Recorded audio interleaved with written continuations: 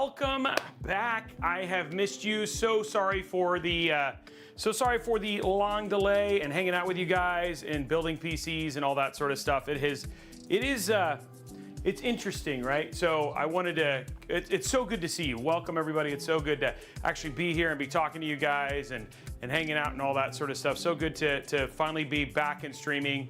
Friday was, my first day back. I was at a thing called Intel Rec. It was the Retail Executive Conference, and it was interesting to get to go to something like that. It just gave me, I get to do a similar thing for AMD as well, and it's an opportunity for me to kind of see like larger strategies for the companies, but they also had me doing like teaching a PC building workshop and all that sort of stuff. So it was super interesting to actually be a part of it, and really glad to have you back. Really glad to be back. There is the bowl on his table. What bowl on what table? What bowl did I? Snacks. What snacks did I eat? I don't know what you guys are talking about now. So anyway, I did want to. There's a couple things that I wanted to kind of chat with you guys about before we get too into the build. I will go through giveaways real quick. We are back and we will have our usual giveaways. 250 likes on the YouTube gives away a $25 Newegg gift card, $50 Newegg gift card if we get 50 subs, $25 Newegg gift card if we get a level 5 hype train, and all that sort of stuff. And so, Igor there with the tier 3 sub, so I appreciate that. So those are kind of the usual things. We have some PC builds we're obviously going to be giving away later in the month. So there's lots of opportunities still. Great time to be subbed because that gets you extra entries towards all of the epic giveaways we do on a pretty consistent basis here. So and on top of that, I think we're gonna draw our first winner because it's May now. So we'll draw our first winner for the VIPs, which gets special entry in towards winning Robeytech swag. And the same thing's gonna happen with our Discord subs. So we will be giving away a t-shirt, and we'll be giving away a build mat to one lucky Discord sub member and one lucky VIP member here on Twitch. And the way you get VIP is all you got to do is spend your 10,000 points and all that sort of jazz. The other thing I want to talk to you guys about is about stream schedules. So and don't worry guys, I will let you guys know as soon as they should be on sale literally any day. We're just waiting for them to come in. They're ordered, they should be, I'm guessing they'll be here Monday, and then we'll let you guys know as soon as they go on sale because I know a lot of people are really interested in picking them up. The other thing I want to talk to you guys about today, and this is something you guys can discuss throughout the whole thing, is schedule. So I want to spend a little time before we get into the build just talking about the business of Robeytech and just a little bit why we're thinking about schedule and stuff like that. So, I started full-time in this gig about 2.5 years ago, almost exactly 2.5 years ago. September of 2022 was when I left Microsoft and decided to do this full-time. Before then, I spent about a year and a half building this channel. And as that has grown, Robeytech is really just kind of 3 business parts. There's the VOD part, which is okay. It's not our biggest thing. We still have 2, 3, 4 million views a year that we get on VOD, and then also probably another 10 or 15 or 20 million views that we have on shorts and all that sort of stuff. So there's that part of the business. The second part of the business is the live streaming, and this is actually honestly in a lot of ways kind of the bread and butter for Robeytech in the terms of the stuff that we do with Intel, the sponsored streams we do with like Newegg. We do a lot of things with NVIDIA. We will be doing things again with AMD. And so the streaming part of it is obviously a big portion of it as well. And then there's this other part of it, which is more of like the live hosting stuff. And you've seen me do live hosting stuff, things like where we might do mod workshops, or I'll go out and I'll do things like build PCs with a lot of kids. And these are another portion of it. And the thing is that as we've grown, we're trying to find a way to make all of this stuff work. So I've been talking with people like, oh, dude, $49.99. I play Warzone on console, but building. I want to play in 4K. I have an AW 4K LED, building a monitor game for the first time in between 48. I'm using the Project Zero MOBA with a Ryzen 7 series. So if you play Warzone And really what you play is, you could get away with a 4080 Super. You do not need to spend the money on a 4090. 7800 X3D is perfect because you're gonna get the boost from the X3D ABC. But I would say, all in all, like, head over to Discord there. It's a great place to ask those questions. But I would say 4080 Super more than likely is gonna be pretty awesome for you. 4090, unless you really want to spend the extra $600, which is really going to push you into that 4K range, you should be absolutely fine there. So anyway, talking about schedule, sorry about that. Wanted to go back because, again, obviously we don't get $49.99 super chats very often, and really appreciate that. We're looking at potentially moving the schedules earlier. So watching the stream, having the stream start much earlier in the day. We're also potentially rejiggering days, but the main thing is that what we want to do is, a lot of times when we do streams, you know, especially the Saturday streams, which you guys are down for this, especially the Saturday streams, a lot of times, like when we do builds for DeepCool, we do builds for Height, we do builds in these cases, the companies want to support us with things like promotion and stuff like that. So more people will come and watch, which means more people are here, and that means obviously better viewership, etc. And so in order to do that, we're trying to think about trying to get streams off of the weekends and then moving the streams to 1 p.m. Pacific time, which means we'd be, so again, pulling in East Coast, allowing some later European stuff, and even some Asia countries the opportunity to the opportunity to get to watch more of the streams. And the other thing too is, by moving it to 1 p.m. Pacific, that means that the Intel Live and potential A&D shows and stuff like that we do, which need to be during work hours, would also not be these aberrant off kind of off things. And then the other thing too is, if we go to 4, if we go later than 4, that's not as killer for our East Coast people. And at the same time, truth be told, a lot of people like to watch from work, and we kind of miss that out. This is, guys, we're just discussing this right now, but it's just getting some thoughts and all that sort of stuff. So if you have thoughts or want to make your information, sorry, what's the thing? If you want to make your voice heard, head over to Discord. Let Blondie know. This is all stuff we're trying to figure out. So we're just putting our feelers out. The other thing too is that by having the streams earlier, except for Friday nights would be a later stream. By having the streams earlier, the one thing that's really nice about an earlier stream is it also means that I can catch flights, and it means more consistently streams won't get canceled. And that's the other thing I'm trying to do, because a lot of times I can finish a stream and still catch like a 7 or 8 flight and get to a location and still get in at 10 or so in the morning. So, Robes, have you been tinkering with the Corsair i5 cooling since you flew back? Swap some fans in and out in different makes. Tried push-pull AIOs, swap the default GPU with the MSI Supreme just to see if anything changes the temps, noise, or performance. So DJ Techno, so we're working on our video now. Number one, we're like DeBauer, we know for a fact that DeBauer's specific model needed a firmware update. I was a little weirded out that he hadn't reached out to Corsair when he'd noticed such an abnormal amount of noise from his thing and said, why would they ship this? I mean, it's funny, I talked to a bunch of other outlets about this, and a lot of times when we see weird behavior, we reach out to the manufacturer and be like, hey, is this the way it's supposed to work? On the side of the push-pull and all that other stuff, we are gonna be doing a pre-built in gaming on the Corsair i500 on Thursday, so we can talk and I can show you all the walkthroughs of that stuff. Again, there's gonna have to be some sort of like give and take given the size and how much power they put inside of it. On the GPU side, we're not seeing any like real killer stuff in terms of the overall heat. The noise, we're looking at 44, 45 decibels, which is about whisper. And again, very similar to what I get on my like large Corsair, on my larger builds. It's quieter than most of my other 14900K/4090 builds. Performance-wise, I mean, again, it's on 120mm AIO, but it's still pulling 37,000. So if you think about what you're getting in that size, I think it's abnormal to sit there and for people to think, hey, I'm not gonna have any sacrifice there. And it's pretty impressive what they were able to pull off with 120mm AIO. So yeah. Anyway, that's just kind of my 2 thoughts on it. But we're gonna do a deep dive and we can answer all those questions on Thursday, for sure. Dancing myself, Robey is, well, thank you, I appreciate that. Anyway, This case is the one that we're building today. So let's get back into today. I just wanted to have that conversation with you. The other thing too is I'm trying to, like, the one thing I'm also trying to do is have more topics for us to talk about during streams.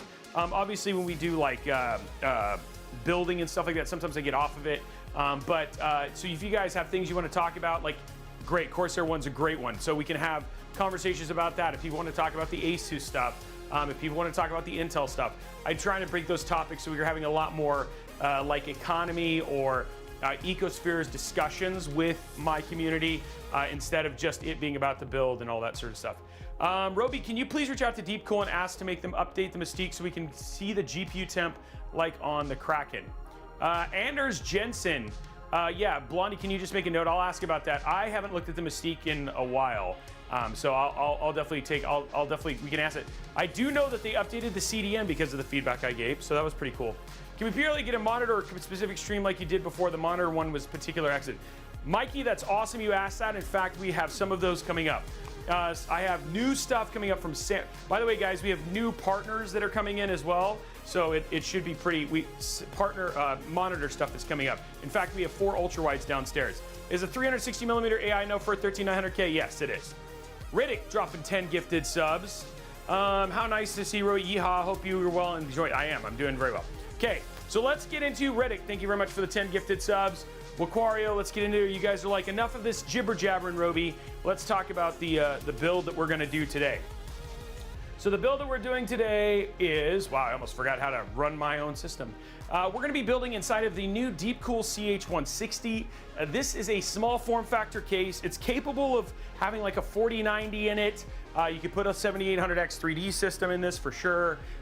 You know, it can use the Assassin 4S AIO. And the other two is the cool thing is it has a handle and you can customize it, which you can see a little bit here on the stream. In the build that we're doing today, we wanted to do something that was a little bit more reasonable. So if somebody was coming in there and they were like, hey, Robey, I'd love to do a build inside of this case, what parts would you might put into it? Well, we wanted to do an Intel 14700K because it's one of those CPUs that everybody thinks is like impossible to air cool. So we're going to show you it can be air cooled. You can absolutely replace this with like a 7800X 3D, you know, a 7600X. So if you were thinking AMD, totally fine.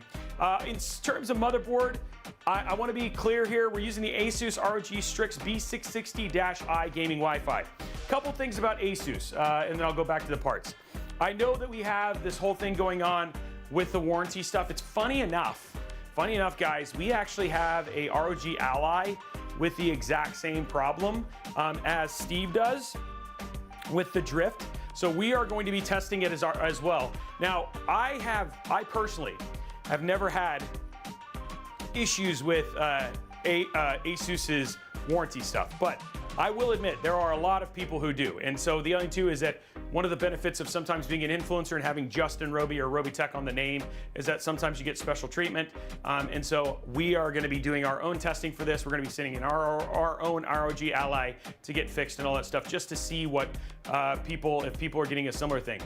In the meantime, I know for a fact, specifically, some people are concerned about using Asus motherboards, and we completely get that, right? Like, the thing is that there was a time, and I think now with the lately with the AM5 stuff and all the things that are kind of happening around Asus and AM5, and specifically even with Intel in some degree with their power limits, there could be some desire to shift away.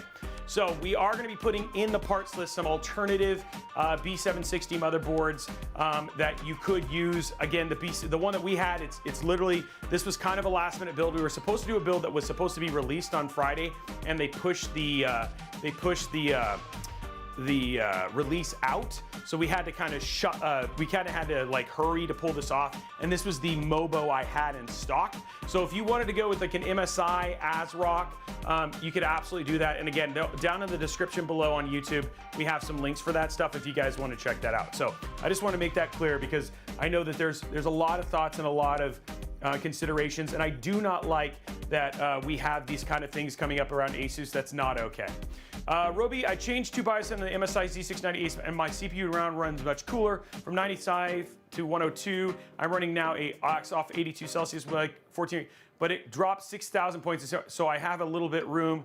So I need help tweak the BIOS. Please make video how to do. So Christoph H, I actually already have a video for that. and we'll get you a link for that. It's called overclocking the 13900KS. It works the same way as the other one does, and it'll show you how to basically tweak it yourself so you can get some headroom. That 6000KS, that thing is because you've turned off all the crap that motherboard manufacturers are shoving down the throat of the KS. And unfortunately, and the other thing too is that a lot of times PL1 and PL2, because of the things that Intel's trying to figure out, specifically with the stability, and even more so on the 14900KS, is why you're seeing that drop and stuff. So you can tweak with it, but I'll be honest, man, unless you really need, here's the thing, unless you really need that performance, I would just leave things alone, because you're not gonna, in terms of getting 6,000 additional Cinebench score or anything like that, might mean 2 to 3 frames. Unless you really need those 2 to 3 frames for gaming or something like that, I'd rather have the stability until Intel can figure its stuff out.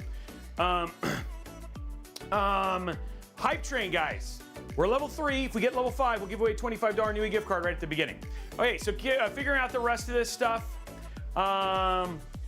So it's funny, but Carabin Rabbit, they did this last year right before the whole thing too, right before Computex, and they didn't change anything. Asus is kind of a monster, but I hope so too. Radium Skull, thank you for the sub.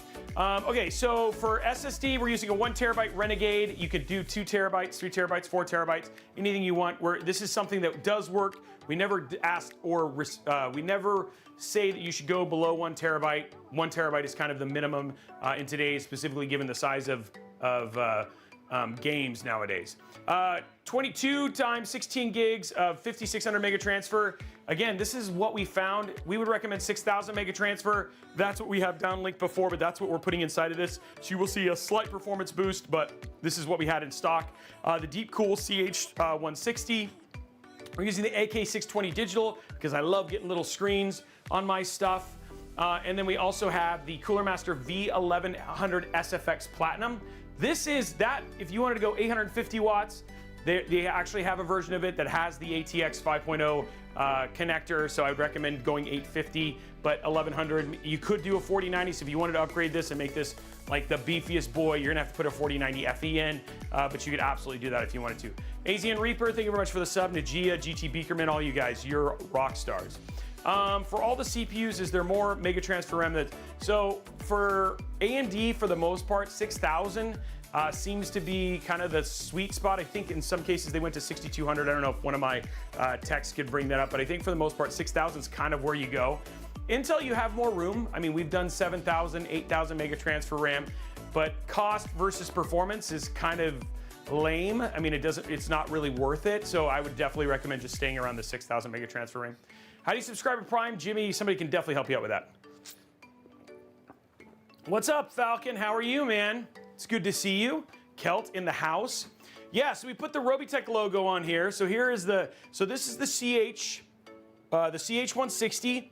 Very, very small case that came in there. Really kind of built around air cooling. It actually doesn't support any radiators whatsoever. And then you'll see it comes with these little pixel things that you can use to actually customize it. So put a little RT logo on there, which is actually pretty fun. Guys, we're at level 4. Let's finish out this level 5 thing, and then we'll get going, because we might as well get that $25. Remember, because of the new rule, as soon as we basically hit level 5, we'll give away that $25 right away. It's so cute. Yeah, it is a fun size PC case. Also, Figment, I saw your post. It has not gone out yet. It'll go out next week. Sorry, I just got back from Dallas, so we're catching up. So we have a lot of shipments that are going out next week, and your son's, which congratulations on that amazing news, his PC will go out next week. Just tell him I'm sorry. He kind of ordered it at a weird time. So this one would fit nice. This one does, and look, it's got a handle. Oh, all the stuff came out. And like I said, I don't know if it comes with the customizations. I think it does. It comes with these little bits things that you can, here, we'll show you on the side here. Guys, 2 minutes, let's get it finished. It comes with these little bit things on the side here. And these are what you can pop in here. We'll show you the customization, but you can customize the whole front panel however you want to. They give you a lot of them. I don't know if this is how the case comes, but that's actually pretty rad. So, going from there. So they have lemon, cake, they have blueberry, coffee, they have mint, They have star fruit. Looks like vanilla. It's black licorice. They have cinnamon. And yeah, that's all the flavors. Yeah, they're like Starburst. I bet you Kelt was not ready for me to answer all of those questions and like in terms of what all the flavors actually were. I made all that up on the fly. That's how creative I am. That's right. Okay, level 1 minute 41 seconds, guys. Grill Master's trying to get us in there. Come on, let's get it up. Remember, $25 Newegg gift card, $25 Newegg gift card up for grabs. Think about what you can get with a $25 Newegg gift card. You get part of an SSD. You could probably, or you could save it towards your next build. You could get almost an air cooler. So there's a lot of stuff you can get there. Is this a case, a PC case, or a candy store?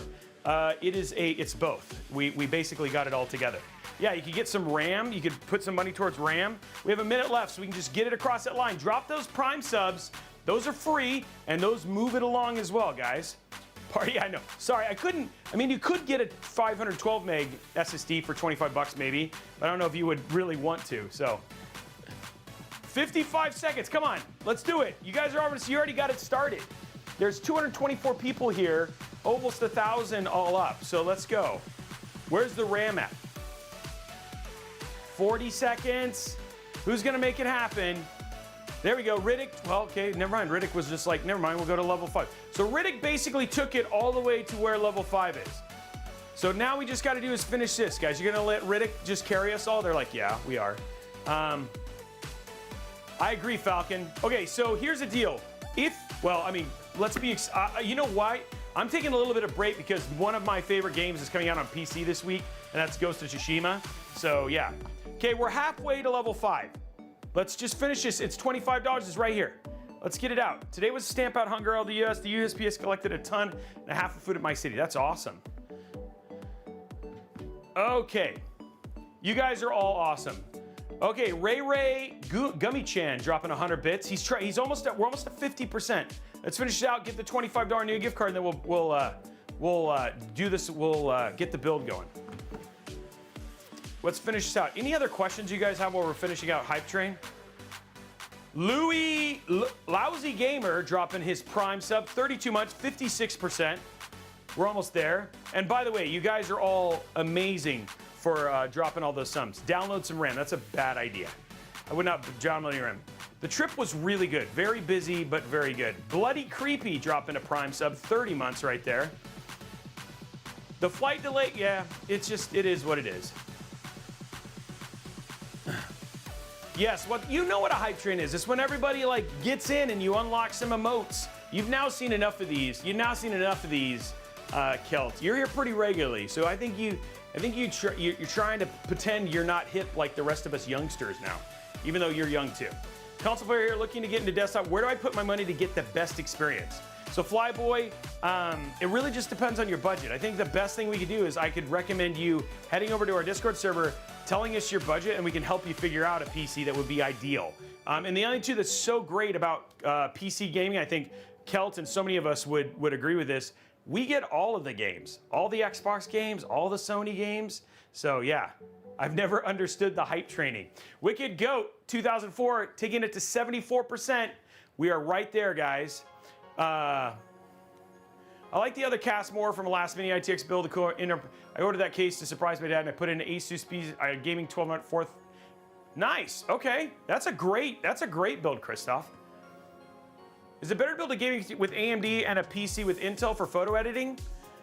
If you want to go like, if you want to get the most out of gaming, I would definitely say an AMD 7800X3D is kind of the way to go. That 3D Vcache, there's a lot of games that really love that, even when you're not playing at 1080p. So yeah, I'd say AMD is kind of the way to go for gaming right now. I will say, Wicked Goat, I will say that in terms of AMD sales, though, I think a lot more people have a tendency to buy Intel than they do AMD, but I would say my recommendation is if you're gonna go gaming, go AMD. If you're gonna do anything else, I will say that you will get more performance on the most part, except for in certain applications in Intel. But it's honestly, however you wanna roll the dice. If you wanna save money, AMD has a tendency to be a little bit better. And then don't forget, you'll be able to upgrade the AMD system for a longer period of time. So, but if whatever you buy, if you know you're not gonna do it for 4 to 5 years, it's a win-win in either case, which is pretty awesome. What are your thoughts on the latest Blackwell rumors? I think that they're just that, rumors. The problem is that so many times we see that information and then we'll wait until they actually make an announcement, and most of the time it's usually when it's super close, and right now I know that it's not close, so I'm just kind of ignoring it. Guys, 1 minute, we have 26%. You guys are so close. It's like a fiver would fix it. A couple, like 3 or 4 Prime subs that you got that are free if you guys have it. You guys have it right there, and then we'll get right into the build. It's just right there. You guys love to keep me hanging here. It's 50 seconds. Let's get those last 3 and just knock it out. There we go. Falcon dropping 10. Jeez, Kelt knows what a hype train is. See, that's proof right there, Kelt. Kelt knows. Igor dropping a tier 1 sub. There we go, guys. Oh yeah, let's give that $25 Newegg gift card away right now. Get you guys going. Oh yeah, here we go. Kelt coming in hot. I don't know what a hype train is. Exclamation point community, guys. $25 Newegg gift card up for grabs. Exclamation point community. Everybody say go, Falcons GOAT, by the way. We'll go from there. Okay, guys, $25. Now, if we get to level 10, remember it's $100 just cash, but no run. Like, I try to get, you guys are so, it takes a while. I'm good with it. Okay, so let's jump into getting the build going now. Oh, you know what I just realized? I don't have my CPU. Let me go get my CPU. It's not in here. I'm gonna go get the CPU while you guys are doing the giveaway. 1 minute and 30 seconds.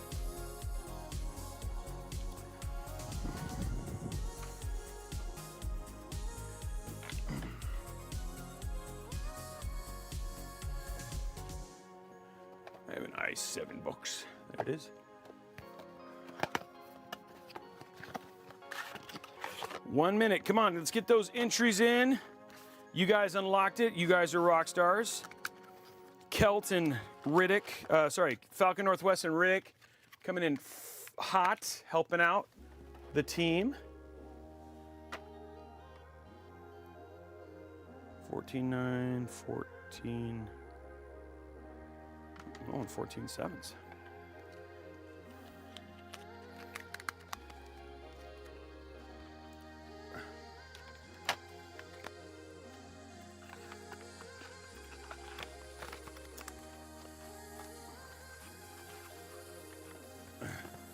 Okay, giveaway should be wrapping up here any minute, guys.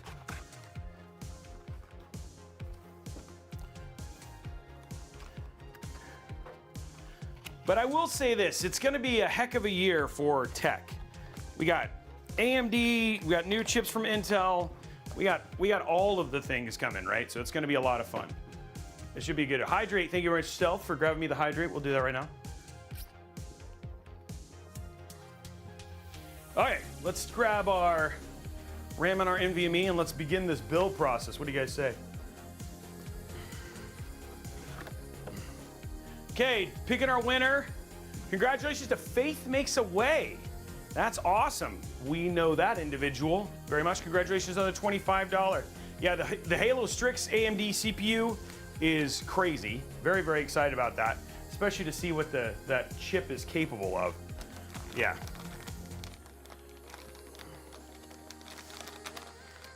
Okay, can I even get the Mobo out of the... Okay, guys, I may have to throw this build away. Christoph, here's the deal, man. I will tell you something. Because of all of my relationships with all of the companies I work with, I very much stay away from rumors or having rumors originate from me.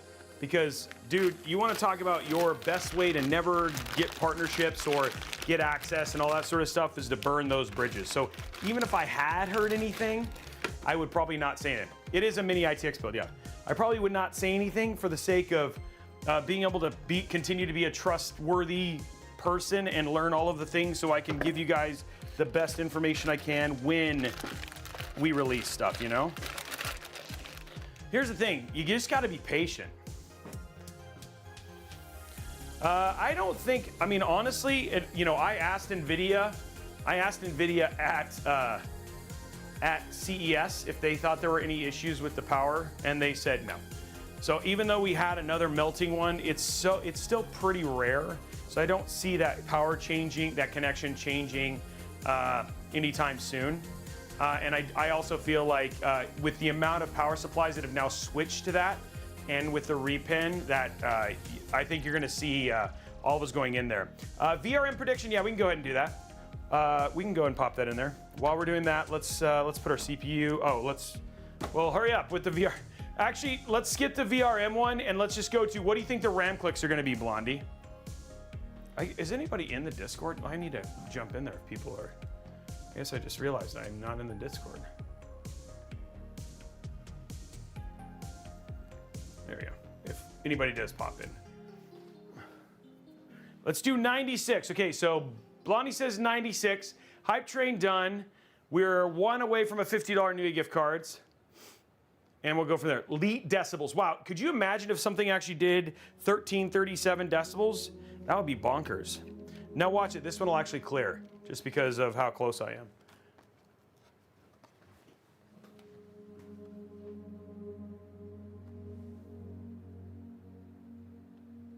Why was this not recording?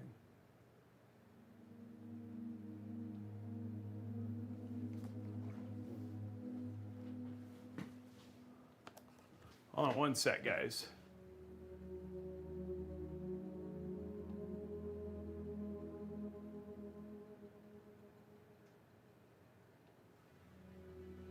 Okay.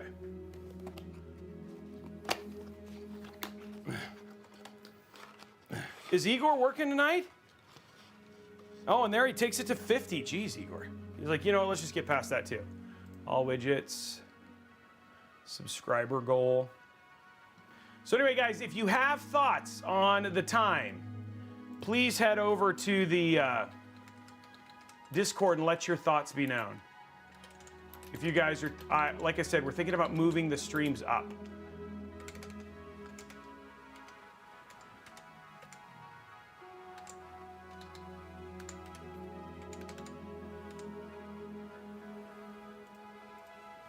Okay, let's go ahead and grab our CPU. What's up, Woodward? So Mikey P asked for an Aaron update, and yes, Aaron is still doing very well. His infection level, and understand this may not mean anything. So when his infection level is down to like 1.5, it was like at one point in time it was like crazy high. He's now getting in trouble with his teachers again and all that sort of stuff. So he's being a little punk, which is usually a good sign because he's back to his normal self. His back does not hurt, and it's just really he's going to be taking antibiotics for another couple weeks. Yeah, so it's all good news. Thank you for asking, Mikey. And then I don't know, Mikey, if you noticed, but there's something that's missing off the set, right? There's something that's not there, right? Because it's getting prepped for ship. Yeah, he's like, oh, I noticed. So anyway, it's getting prepped for ship, Mikey.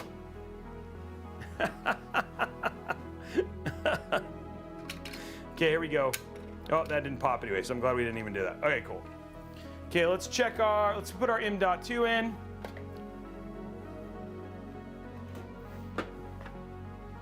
Yeah, we have a number of giveaway PCs that are getting ready to go out. So,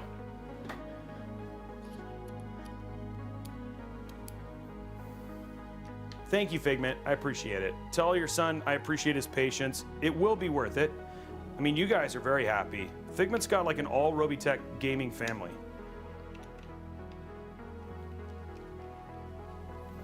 Yeah, so I think he's getting ready to do the last wipes on it, and then it'll go out your way.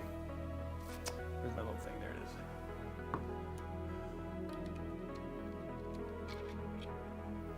is. No, Robeycat did not run away. He's not capable. He's not real. Well, I'm sure if Jacob would hear, he'd love to hear that, Figment.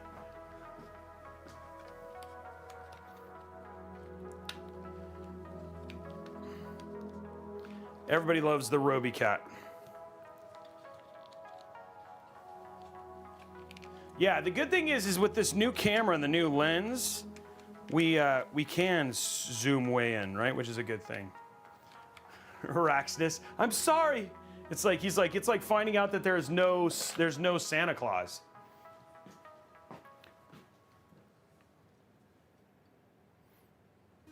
I would like to do a vote. I mean, it's worth I'm curious about something. Blondie, can you find out in your PC currently? Oh wait, crud! I said there was no Santa. I like ruined it. In your PC currently, are you using AMD, or are you using? They will be for sale. Or are you using Intel? There's like a hair on this. This better not be a pube. Dude, could you imagine if there was a pube stuck to your? It's all right. That was rude. I'm usually not like that, but it's small.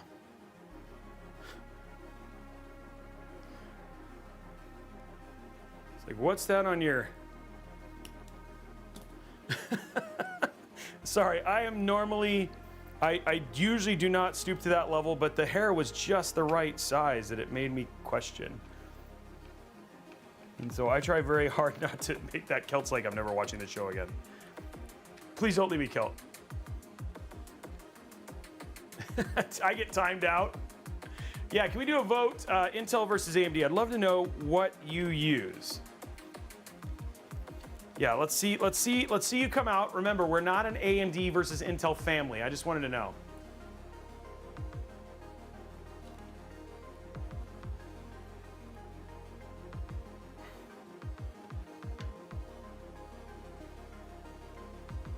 Because I won it, I like it. Okay, predictions done. Okay, so we're ready for the clicks, guys.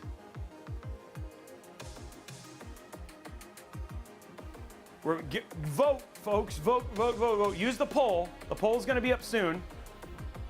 I'm just curious. You know, prior to 2019, did you guys know that like basically 85% of PCs were Intel? You know what I mean? So it's crazy. It's crazy when you think about it. Oh, yeah, so the poll's coming, guys. And then that number dropped dramatically. You can blame like 10th and 11th gen for that. Yeah, it was high. I mean, it was really high. Honestly, 5000 series and 7000 series, I mean, even Ryzen, the first one, did such a good job. But I'll be telling you, man, 10th and 11th gen for Intel, not a good look. So, which gave, helped Intel AMD tremendously. Your main PC, Igor, your main PC, what you consider your primary rig, is it Intel or AMD? Aurora seen it. Kurosaki, look on Discord, I took pictures of it. Did you know that GE Aviation engines are 98% Boeing aircraft? Talk about them. Yeah, that doesn't surprise me, Mikey P. Okay, here we go. What did we say, 96? Okay, 96, here we go. Small motherboard though.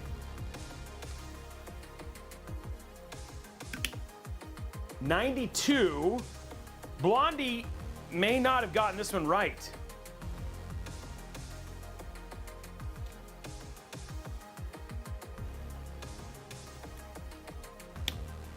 No, 95 on that one, guys.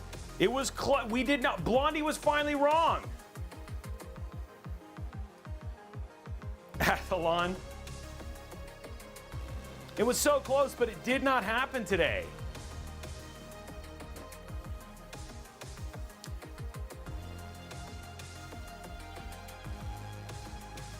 Okay, something's.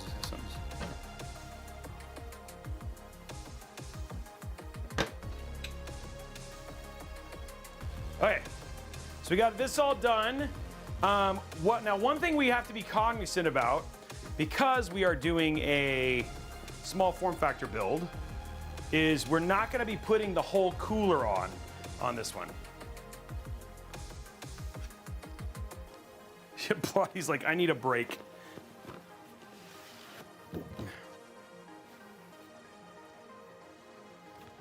Hey, what's up, T-Man? How are you, man? It's been a while, man. So we're not gonna usually I will put the air cooler on and then install it, but we're gonna we get the GPU and some other things in first. There's a little bit of an order of operations here on this one. AMD Thunderbird. Wow. I've only heard of the Air Force Thunderbirds.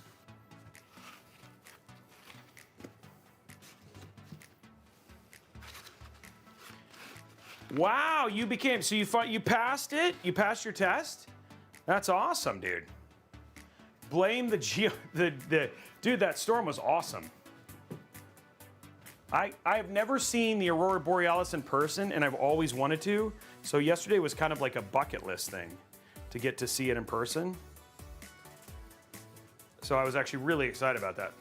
So Hook Tom, you mean from which one? Remember, because there's two.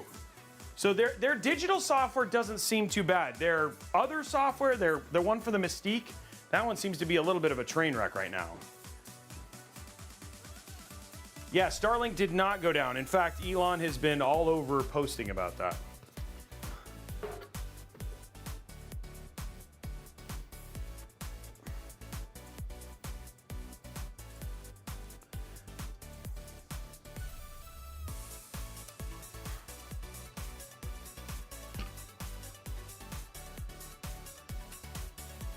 Okay, just getting this ready to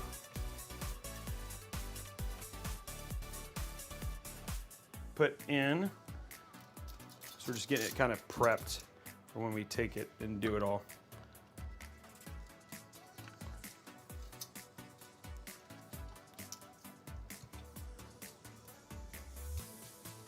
There we go.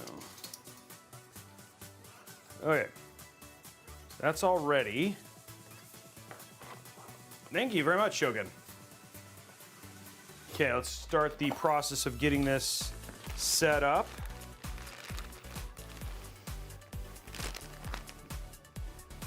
When I put my remote somewhere, I don't know where I put other. No, that's not it.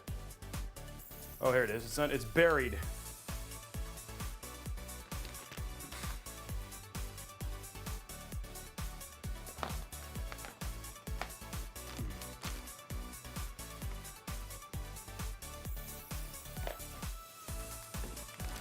Yeah, thank you. I'm glad you like it. They will be for sale.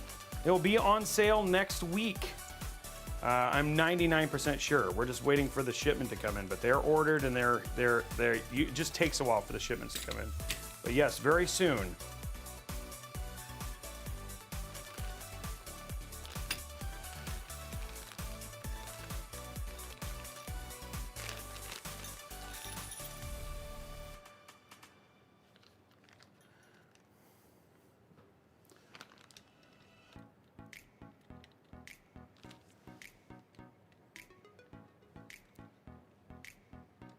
Okay, we're just screwing these down. We want to make sure these are very tight. Who do you believe won this generation of CPU and GPUs, and why? So I will say this.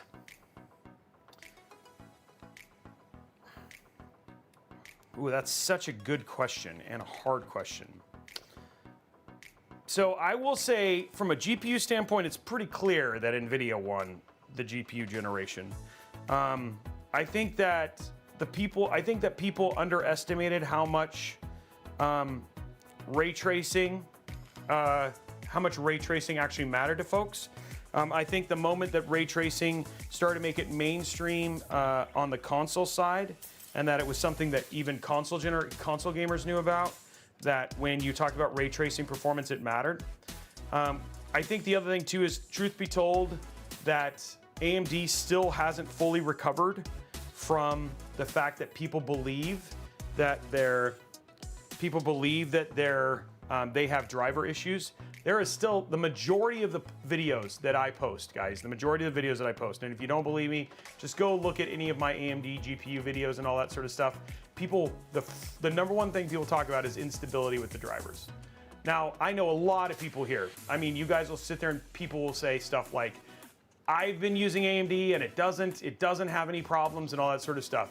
I'm not saying that you do or don't. I'm just telling you that there is a huge amount of people who say that they have issues with it or have had issues, and that has solely the AMD Radeon generations. And truth be told, just their performance and even their cost hasn't been enough for people to make the leap from NVIDIA over to AMD because of the ray tracing and everything else. So, and that's it. Just the numbers don't lie. I mean, it's really apparent just given what, you know, when you just look at the numbers and how it's selling, then you know how it's, you know, essentially how it's doing. I would say on the CPU generation, it's a little bit more complicated, because I would say in the hearts of PC DIY that AMD definitely has done an amazing job, and that in the PC DIY space, when you look at you know, Amazon bestsellers and all that sort of stuff, there's a lot, you know, the top sellers are unfortunately mostly Ryzen 5000 series CPUs, and then there are also some, you know, then it's Intel, and then it is also then it goes to the 7000 series. So I definitely say that AMD has taken a lot of market share on the PC DIY side. I would say on the desktop side of things, especially for high-end CPUs, so like I'd say like a 7600X, stuff like that, you know, AMD has made some headway when it comes to pre-builts, which is 80% of the market, by the way, guys. 80% of the market is pre-built PCs. And I would say that at that side, Intel still is by far the most dominant sales on the pre-built side. And I would say at the higher end, like when you're talking about like people buying high-end gaming rigs, it's almost predominantly Intel as well.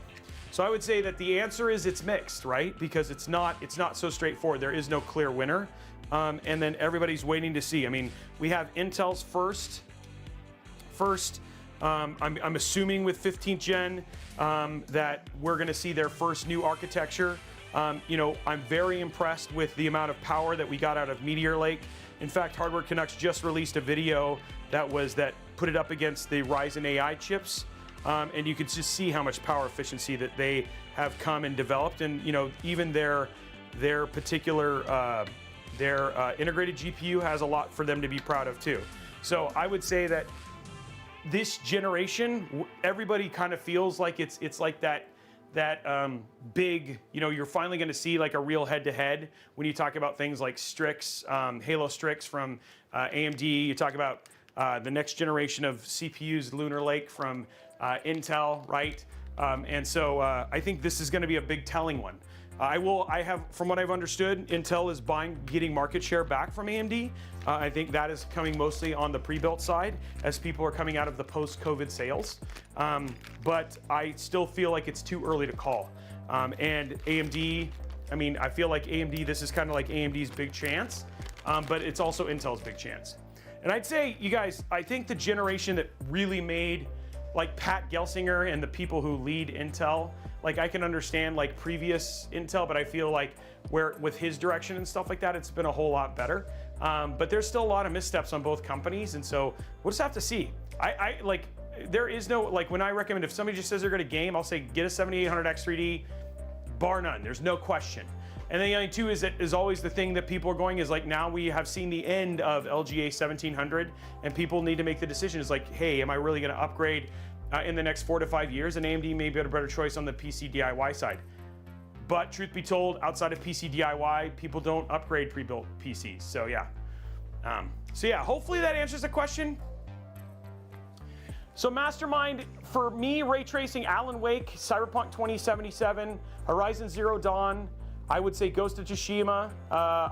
Diablo looks better. There's a lot of games that look better but they're all single player games. I'd say if you're gonna play things that are not single player, like if you're gonna play multiplayer games, then I would agree, ray tracing doesn't matter. So. Oh, and that's the other thing too, guys, is for the most part, the only reason I say a 7800X 3D on the gaming side is that CPUs, and please, I mean, as much as I appreciated Hardware Unboxed's video, like Hardware Unboxed was saying, if you're using something that's very old, then obviously CPU matters at 4K and 1440p gaming. But if you're using like something in the last couple generations, or even in this generation, CPU doesn't really matter at 1440p and 4K all that much. So.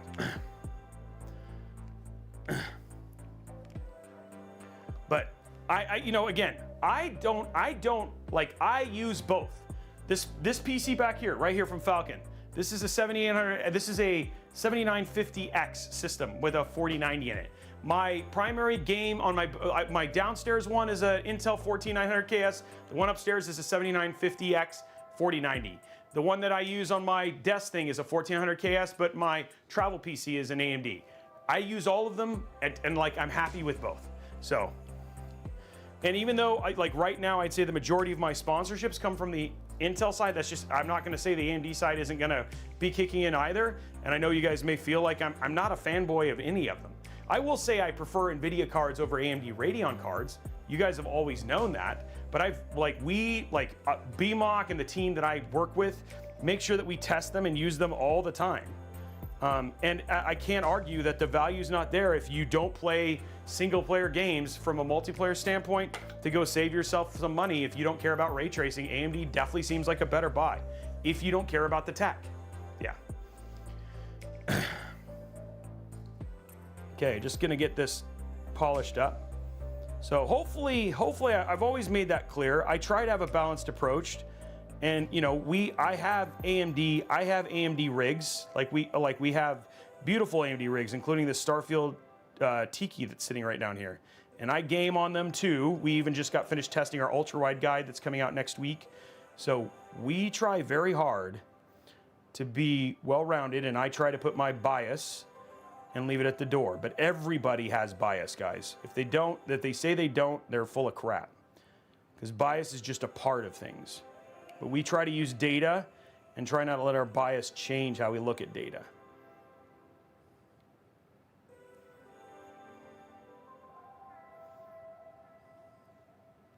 And I will always say that competition is when the customer wins. Wow, this corner down here is being annoying.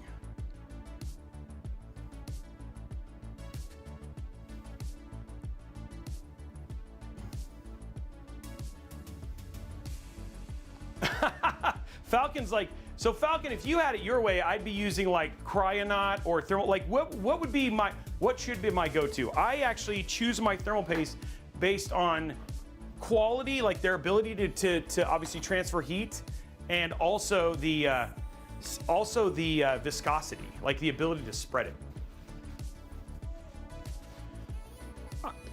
It obviously, I mean, I think T-Man, to say that for people to say that ray tracing isn't a game changer, that's naive, because it's obviously a game changer. I mean, it's why people buy graphics cards. It's the number, like when you look at it, it's literally one of the top line items on game supports and stuff like that. If it wasn't a game changer, dev teams wouldn't spend the money implementing it. And it does make games look better. So I would say yes. I think people who try to say that it doesn't feel like they just want to say those things sometimes because they want to root for their card manufacturer. I feel like if people need to be realistic and say, hey, it's here to stay. So we use, how easy is it to spread Kingpin? Because we used to use Kingpin, but I find it really hard to spread.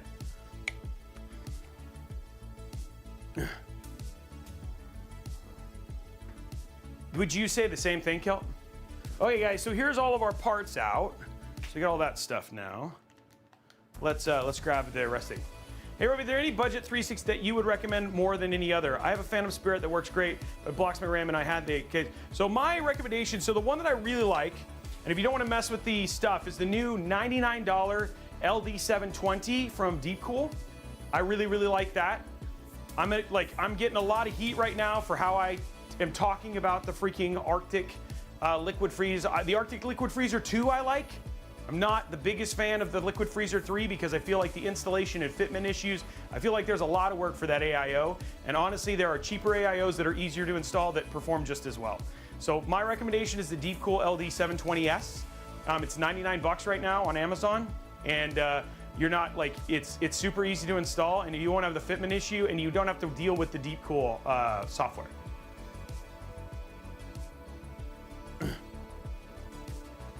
Thank you, Raxus. I'm sorry. I know a lot of people are like, yeah, but I just, like, as somebody who installs more PCs than most people, I think that you should. I don't think you should have pain when you're installing it, and that I think it's too easy to screw up. So.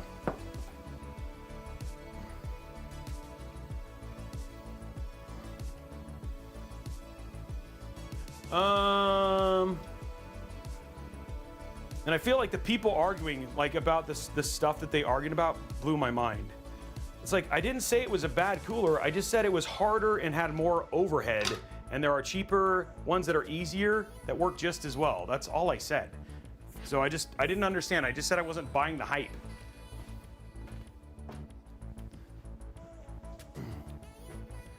Okay, so now, guys, we got to start removing all the screws to start getting all this undone.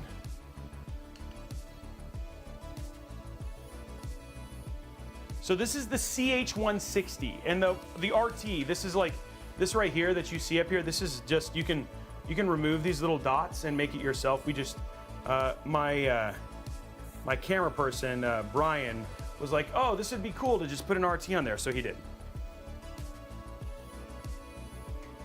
Oh, how did the vote end up? I didn't get to see how the vote ended up. Shogun Luffy, that's a great GPU. I mean, honestly, Arc has been killing it in terms of their drivers. Like I have heard from multiple people across the board that Arc is probably one of the best driver team on the market. What it was probably leaning towards. Well, it wasn't a win. I just want to know what it. Can anyone remember? I wasn't paying attention. How did it end up? Like, what was the what was the ratio?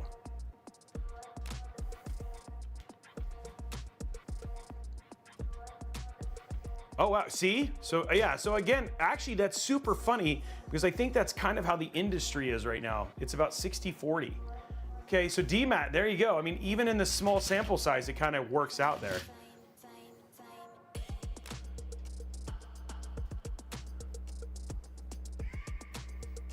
Yeah, no, Sinister Dev, not for me, not with this community. It's mostly PC DIY. I think if I was to ask the same thing on like maybe something like Braythorn, maybe not even Braythorn, you'd have to ask like, you know, if like you did it like with wow, that's really tight. Okay, come on. It might be a little bit more Intel sided, but yeah.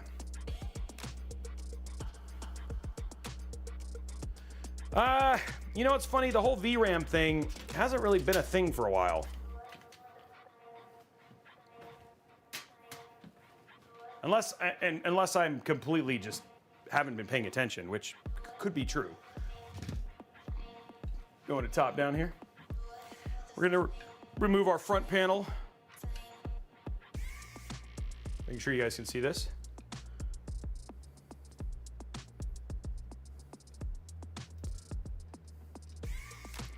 I feel like game developers definitely learned their lesson a little bit, and we're gonna see, like, you know, if we've had like Horizon Zero Dawn didn't really have a bad PC port. Same people who did Horizon, Sucker Punch are doing Ghost of Tsushima.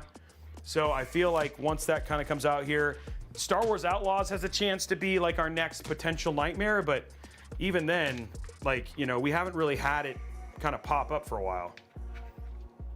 There you go. No, I'm not gonna rant. I'm just gonna say it's not like, it's like one of those things that like, it was so funny. It was like a hot topic for how long? And it's just kind of like what I said. It's like, you know, it's, the thing is like so many of these things are flashes in the pan, right?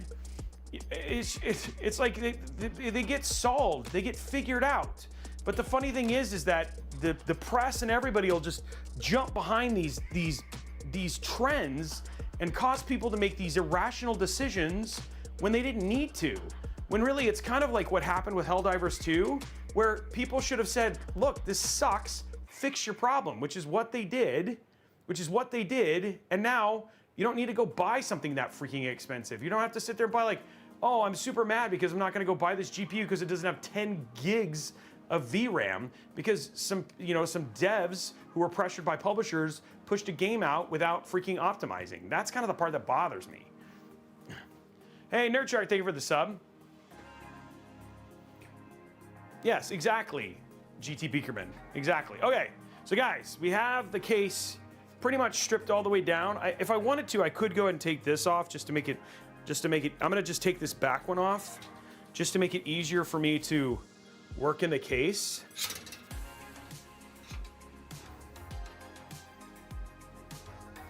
Well, and I might need to throw a front fan in this. I just thought about that. I might need to throw a front fan in this. So we have this one right here too. So on the side here, we have this little, it's the multi-function bracket that'll let you put either an SSD or you can front mount a fan. So we're gonna go ahead and probably front mount a fan given we're air cooling. And you only put 2 screws in. It's actually pretty impressive. No, T-Man, you didn't make me mad. I don't get mad. I just I like to think about those things, so, you know what I mean? That's what the point of the show is just to ask questions on this stuff. I mean, people are not wrong, right? Like, sometimes bad games come out and they should have been optimized, and the right thing to probably do is to say, hey, you know, fix your, you know, they're not gonna fix it. So to make sure that I can run the games when they come out, you know, I should have more VRAM. That's not a bad strategy. It shouldn't be necessary.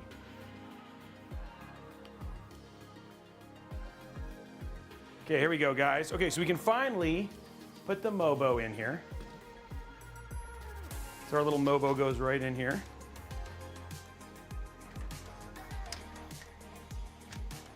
There we go.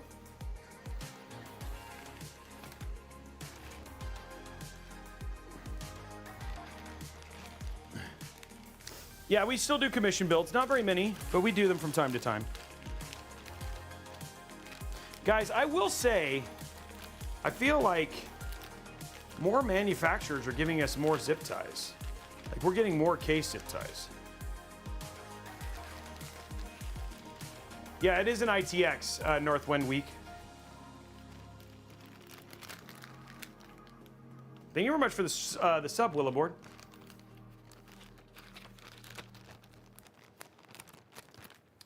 Okay, so let's go ahead and grab our screws here.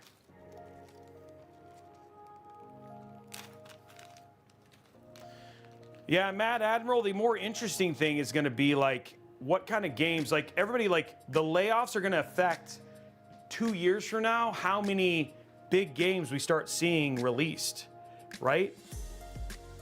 So right now, you know, these last 2 years we've received the gluttony of these, you know, this gluttony of just crazy titles, and truth be told, like, I don't know if we're gonna see that much anymore.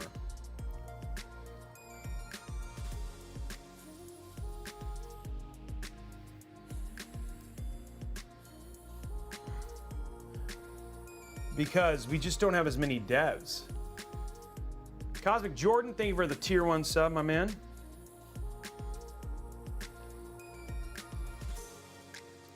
Yeah, it's just all we need to release is GTA 6. It's like essentially, it's just like, oh man, what's that game, that movie, Ready Player One, right? Like, we only need one game.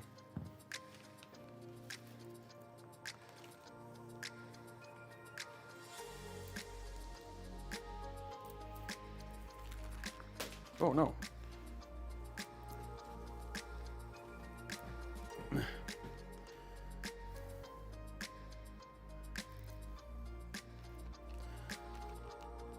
Yeah, but I mean, like, it almost feels like the game industry, like, even the stuff that people were purchasing, like, they didn't have the audience. It's kind of like, it's kind of like what happened with the movie thing right now, like, where maybe even the audience isn't really supporting having the releases of that many games either, you know?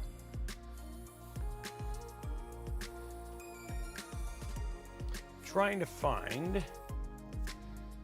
have white. Sorry. Ow, whoa, sorry. I'm trying to find a fan here. A black. And do I have? I gotta have black fans. Come on. Oh, did they really just send me 50 gajillion white fans? There we go. That's a 140. I need a 120. 140. I don't want RGB. I want a non-RGB. Sorry, guys. Trying to find a fan. I want a quiet fan. Wait, do I have a Chromax Noctua? That's an AF114. F12. F12. F12 should be fine. Is it black? Yeah, cool. Okay. Just needed a fan.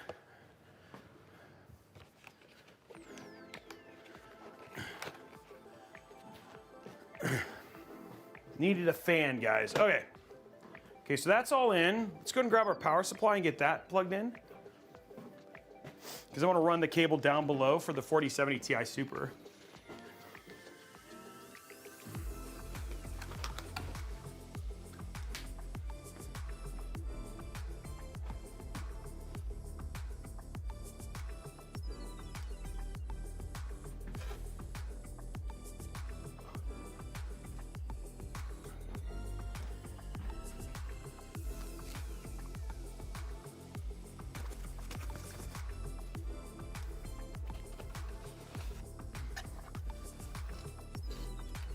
Okay, so here's our little small, beautiful, right, and that's just gonna go right there, which is awesome. So look at, like, I love just tiny. Tiny is the win, right? We're gonna just, the good thing is that we don't really need that many cables, which is awesome. So let's get this installed.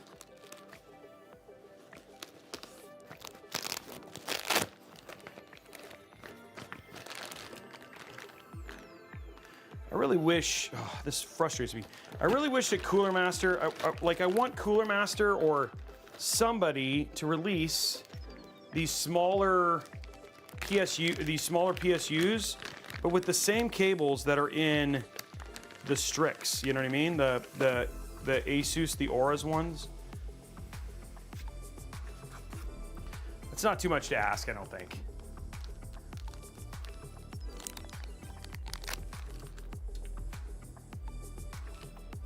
Like, we want, like, thin, nice cables, right? I don't, like, and especially in small form factor builds, like, these kind of cables are annoying. Now, I know they make nicer cables than this because they're inside of their NR200p Max. And it's like, so can we get those cables, Cooler Master, please?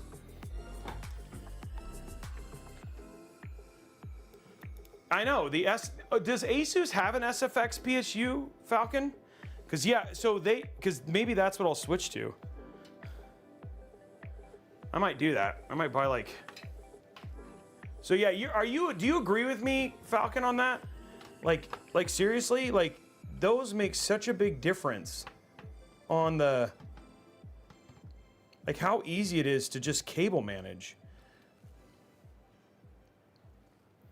Yeah, it is better than ketchup and mustard, I agree, but I like clean builds, so I might have to have them send me, I might have to just buy a bunch of them. In fact, I'm gonna cancel the rest of the stream and wait for it. Just kidding.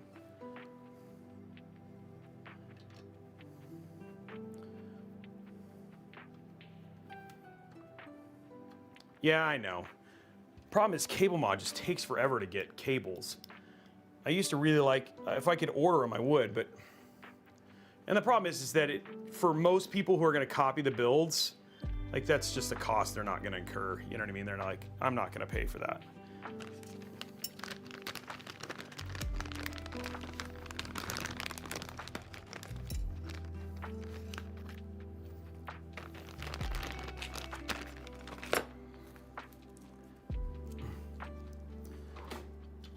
Okay, so that's good. So now we have our PSU, and now one of the things the cool thing about the DeepCool, guys, is that, man, this is being whack. Why is this being so whack?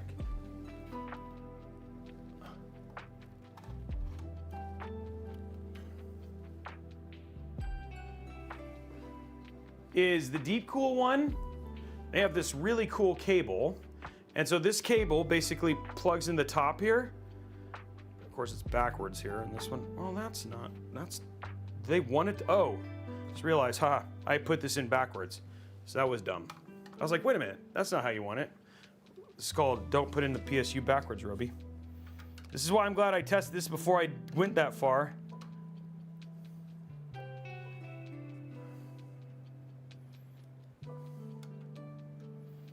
It's like, oh, I'm blowing hot air into the middle.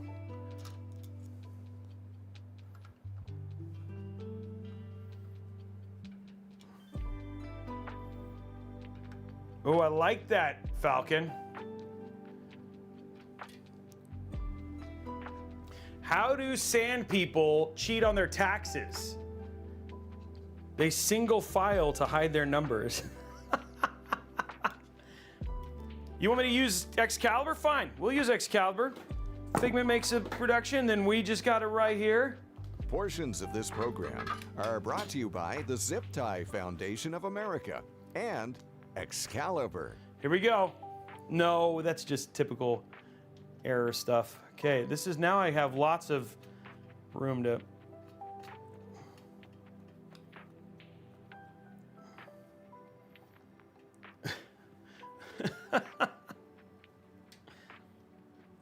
There we go.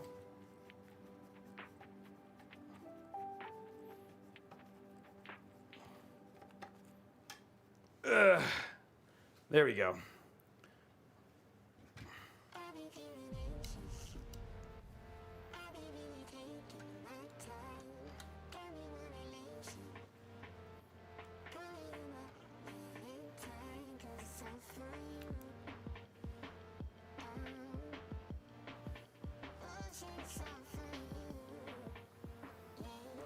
There we go.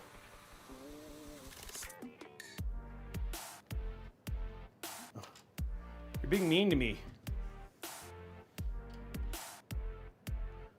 I use Excalibur and now the thing wants to fight me.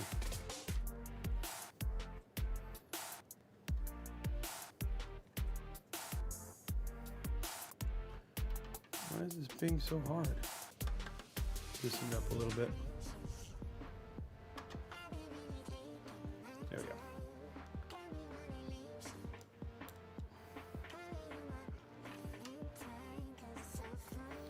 Best upgrade in the world would be no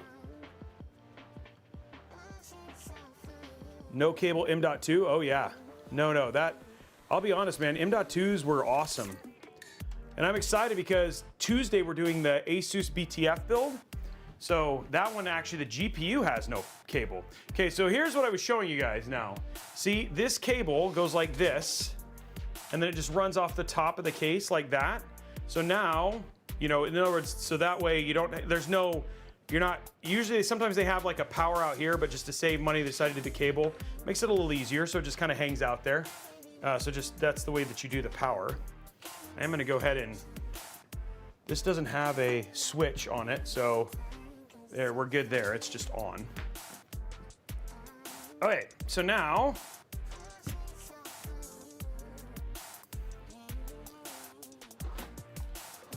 let's go to top down here, and let's get our cables plugged in.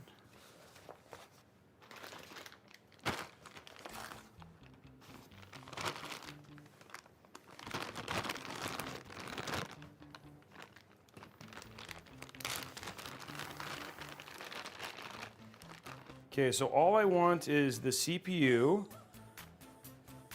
Luckily, these are shorter, so. The thing is, we have to worry about, some of this will hide under the PSU. This does have a, yeah, it does. So I don't need that one.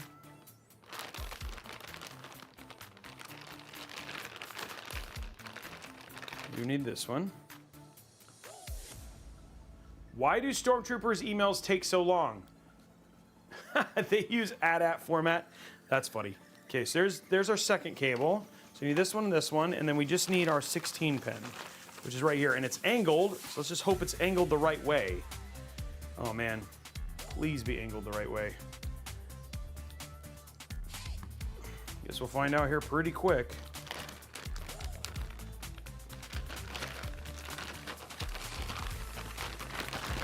Okay, so that should be all the cables we need. I might switch GPUs if it's not angled the right way.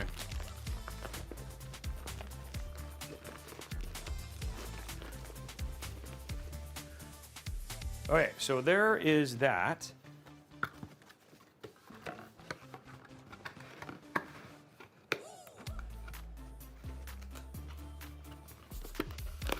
There we go. Okay, that's all in.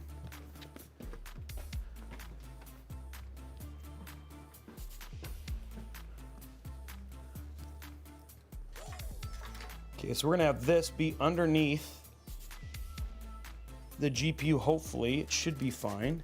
And then just come up, so that'll hide the GPU cable.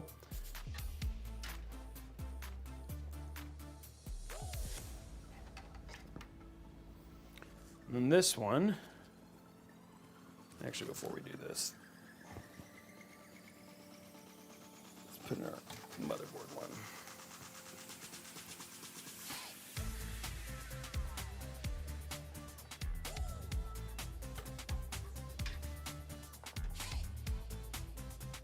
And you can see now why I did not put the air cooler on yet. Or hopefully you can see why I didn't put the air cooler on, because you need access to the motherboard.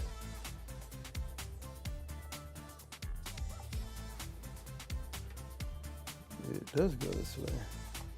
Oh, it does. Okay, I did it back. I was doing it upside down.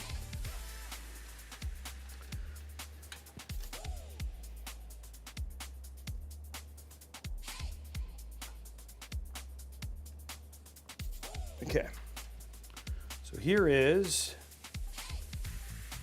GPU. That is for our PSU motherboard connection. There we go.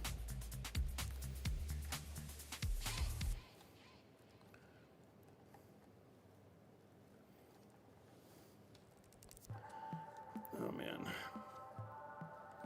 yeah, those.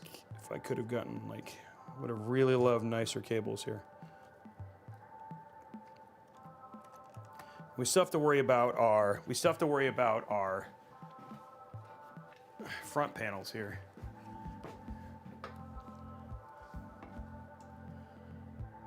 Oh boy, small form factor.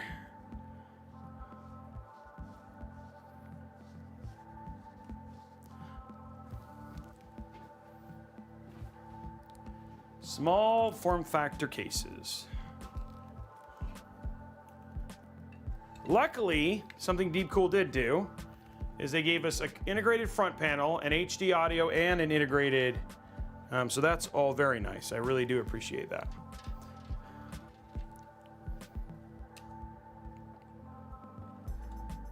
I'm gonna get these plugged in now.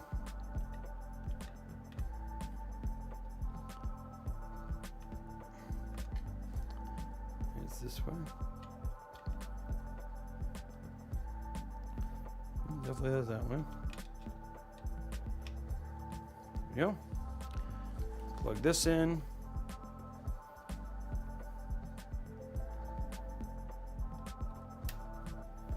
There we go. Front panel goes right in the same place.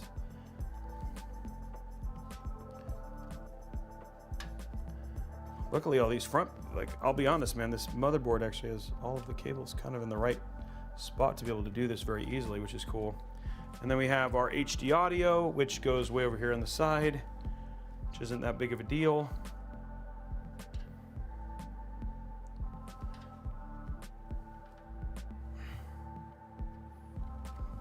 Okay, so just to show you guys what I just did, I'll give you a good zoom. So we have here, we have our motherboard, so our 24 pin. Next to that, this is our front panel header coming off of the front of the case.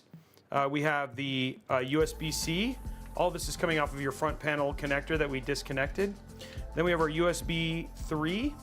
And then down here at the bottom in the left, we have our HD audio. So HD audio is all plugged in. So again, all of our cables are coming together, and I'm just basically gonna get this ready for cable management. And then what we're gonna do now, so I'm gonna go ahead and take our CPU header.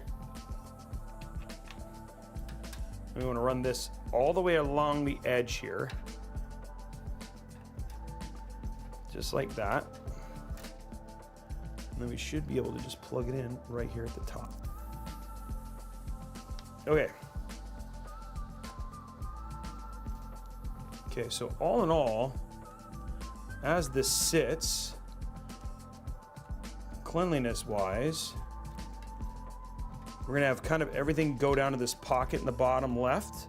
So we'll worry about cable managing that here in a minute. Now what it's gonna, I know I'm gonna go a little bit out of order here, but what I'm gonna put in next is our GPU, because we just wanna hide the cable, and then it's a lot easier to do that with the front panel kind of out.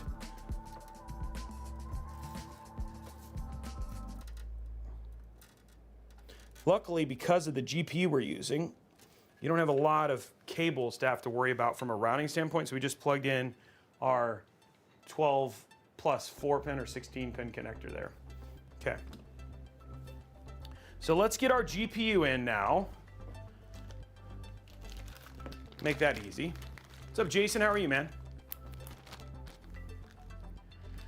Okay, what have I missed? Any questions that I missed now that I'm putting my head up? Want to pay attention more to you guys? Anything that I missed from a question standpoint or anything like that? Yeah, Rommel, yeah, it's funny, Rommel, and these are, I'm talking to Facebook Live folks, it's so funny, like it ends up getting a lot of views post, but never really a lot of active concurrent viewer. Yeah, it's 1100 watts. So there's a lot of power inside of this PSU for sure. Okay guys, so what we're grabbing is our Asus Tough Gaming 4070 Ti Super. So Brendy, here's the thing, man. Windows 10 kind of is stopped being supported here not very long from now, so it's hard for me to recommend, for security reasons, not doing Windows 11.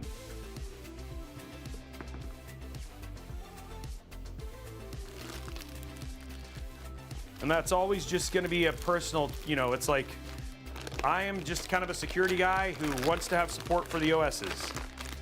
So, Bob Brown, there isn't really a best micro ATX, but I mean, I would definitely say like I'm a huge fan of anything coming from MSI. I do know that for AMD, a lot of people have been really digging ASRock. I've used ASRock MSI. I would say if you're doing AMD, I'd stay away from Asus right now. And then, you know, again, if you're okay with potential warranty issues, or maybe another reason to stay away from Asus just all up right now. But that is a you thing. Yeah, even though 10 was supposed to be the last ever Windows OS.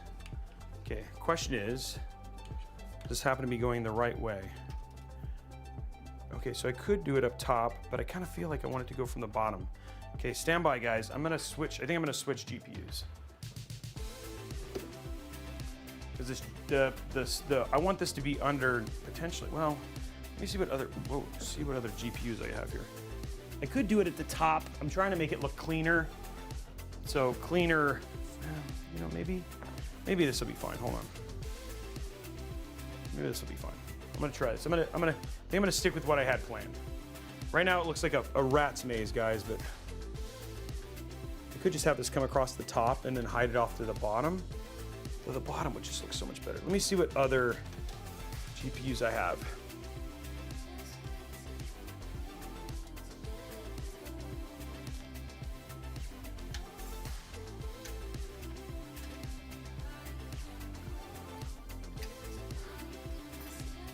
Give me 1 second.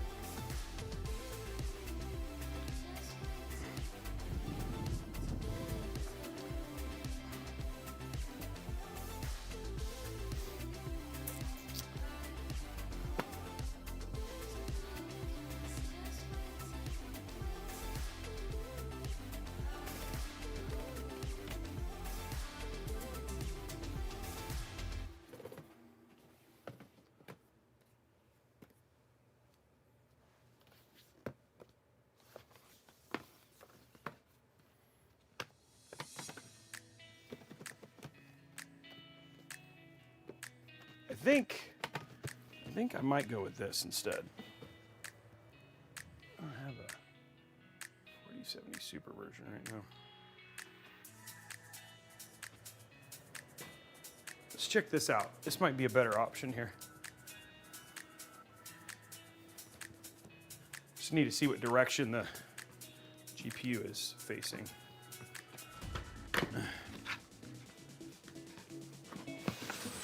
So So we're potentially gonna go with a Gigabyte.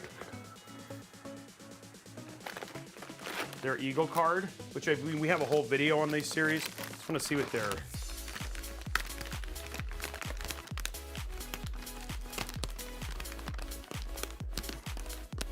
Oh, I know why he did this. No, because no, I understand why he did this. I just realized why he did this. No, I don't want to do that because now I have to run two different. Well, this doesn't have any RGB, so that's actually fine. It doesn't have anything. It doesn't have any RGB, so this would actually, I wouldn't have that conflict. Because I don't want to run two different RGB softwares, and the only thing is the light up on the side.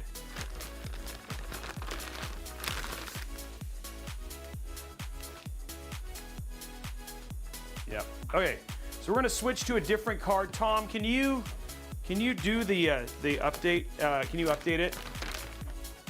And then I'm going to change it to it's the Gigabyte Eagle 4070 Ti Super.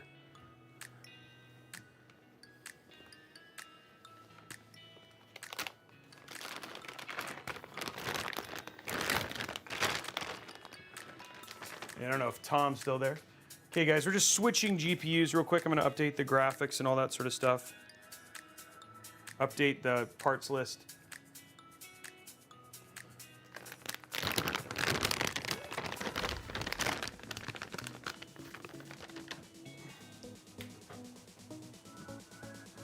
Let me see if Sean could do a...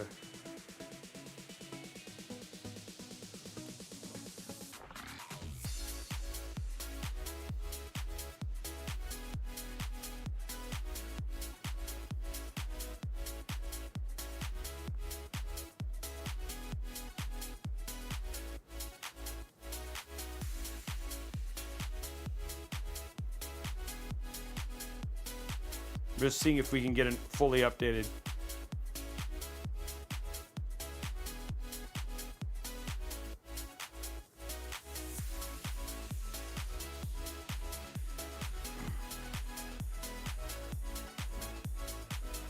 What am I looking for?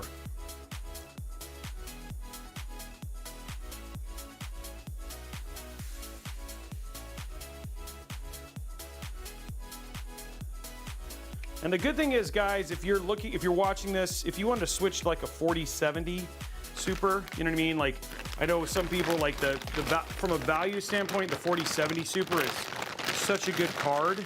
Like, I don't know if it's worth upgrading to the 4070 Ti Super. It's really kind of a personal choice in terms of what you're happy with.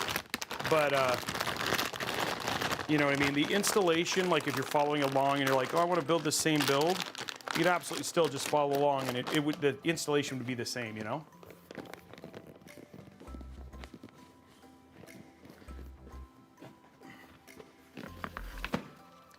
But I like kind of the thinner Eagle. It's going to make it a little easier from a cable management standpoint.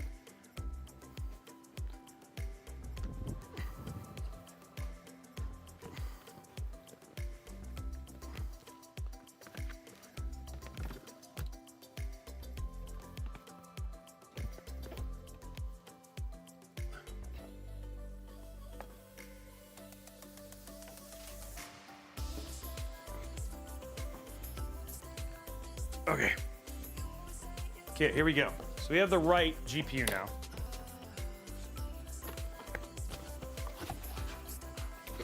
Let me know, Thomas, when you've updated, and I'll change it. I'll get the stuff all updated. Or Blondie. Sorry, I wasn't paying attention there. All right, here we go. So, crud.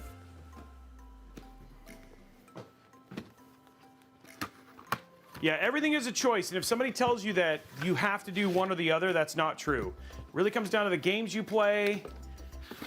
Really comes down to the games you play and all sorts of things that really determine whether, you know, whether one choice or another is going to be a better fit for you. So there is no wrong choice.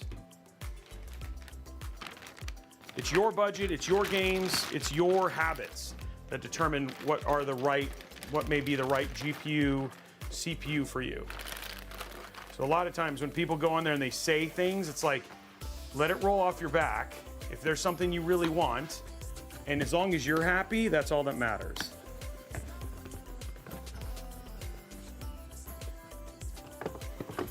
Thank you, Blondie. I'll go, did he update that? Did Thomas update the links in the calendar? And I'll update it in YouTube real quick. Grab a hydrate.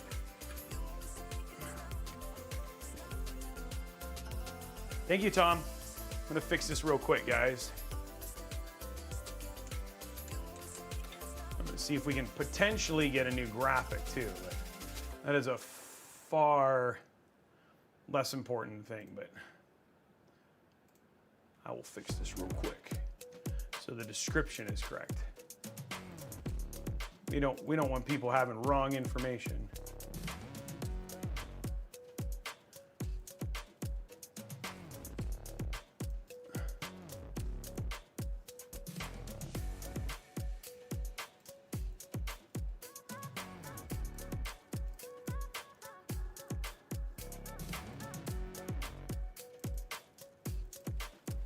Okay, my daughter's calling me, 1 sec.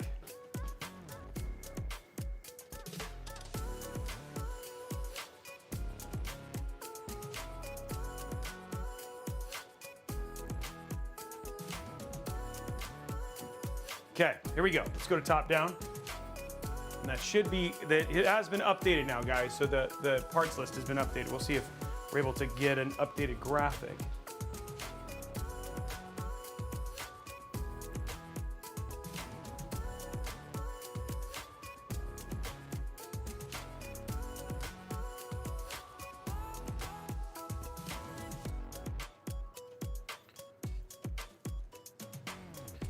Okay, here we go. Let's put this, okay, so now what we're gonna try and do is, because this comes underneath, right, we're gonna hide this cable. Crud, this is, I did it, I looked at this. Did I really not? I thought this,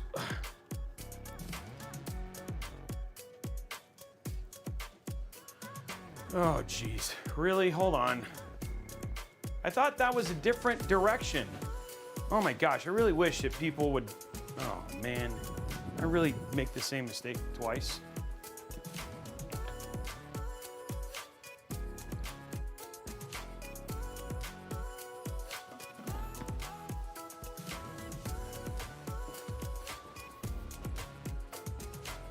Guys, I'm sorry if I've been drinking. Apparently I have. I swear I looked at that connector and the connector was the right way, but was it really not?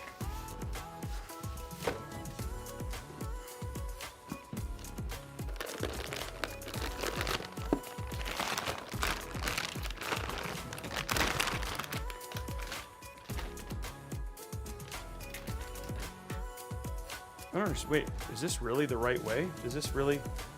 Oh my gosh, it does. It goes the right way. Wow, okay, I'm dumb. Okay, let's put the same one back. Never mind. We're going back to the original one. Sorry. I literally changed it for no blooming reason, guys.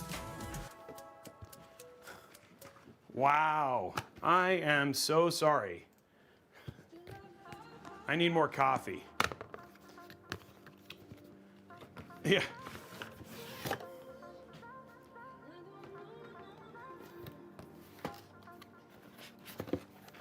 Sorry, Tom. If you can just change it back. Yeah, I know. I really just want the cable to be hidden, and I should have trusted my team, but I literally looked at that like I don't understand how I messed that up twice.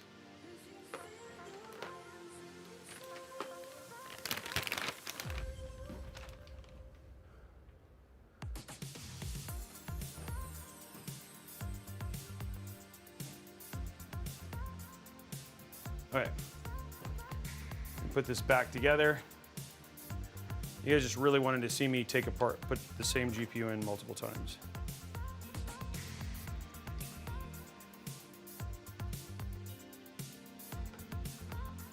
No alcohol.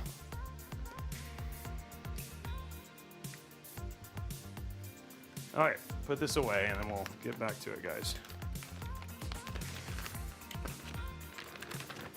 God darn it, come on, stay in there.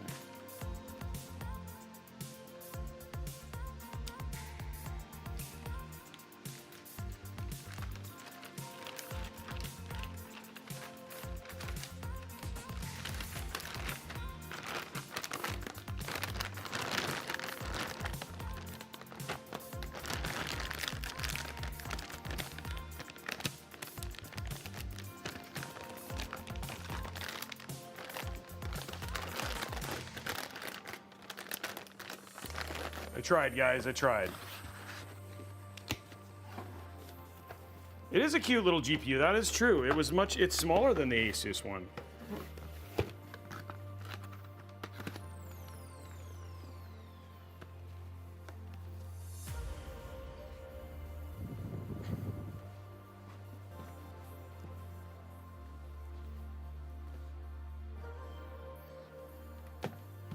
Which is actually pretty cool.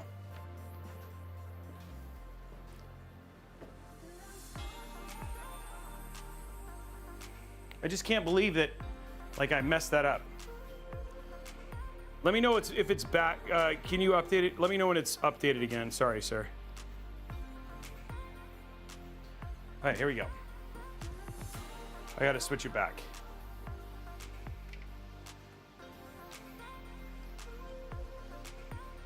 Hey, thank you. The one thing that is actually really nice about the Asus ones, which actually makes me really happy, is that the Asus cards are the only ones that have 2 HDMI, which actually is awesome. I like that as a benefit. We also have a video on how to choose, like when you choose tough and stuff.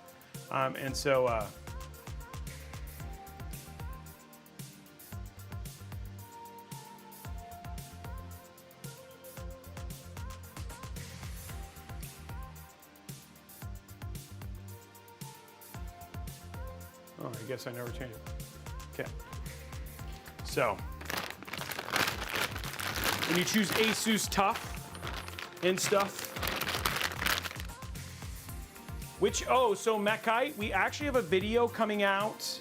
We actually have a video coming out next week for ultra wide gaming, for Formula F1 and stuff like that. Honestly, you like for ultra wide. Are you going to use an ultra wide monitor, Mechite? You can do it with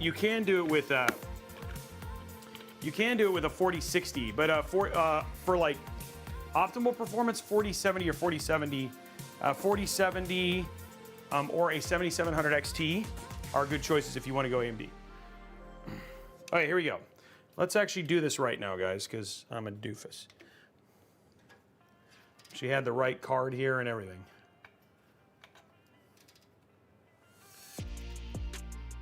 Okay.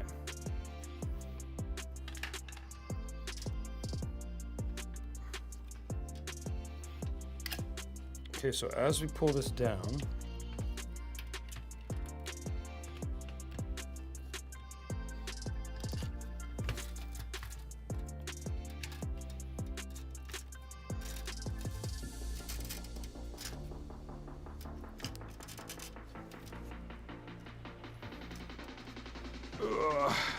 going to top down here.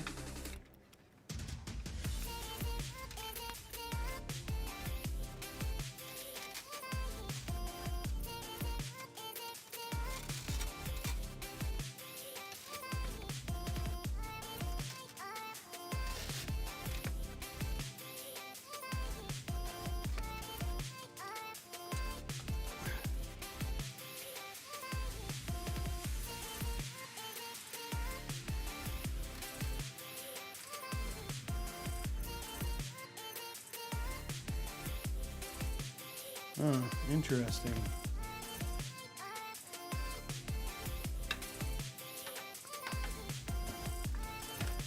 This may not like being below the card.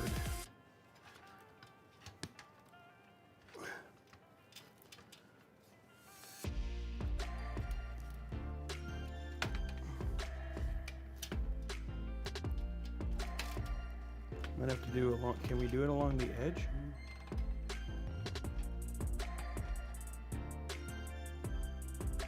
Welcome to small form factor, guys.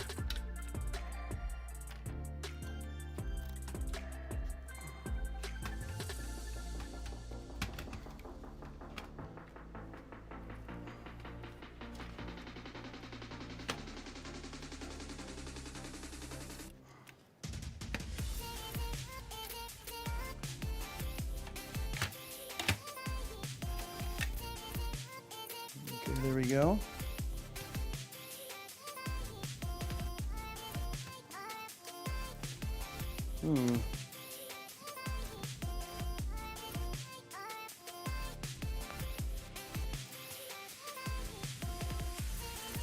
Okay, that looks like it's in pretty good shape, which is cool.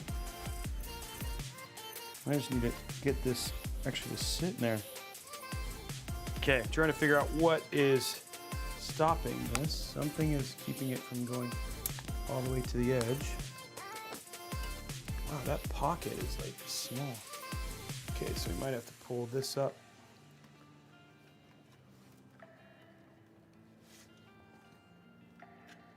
This cable right here.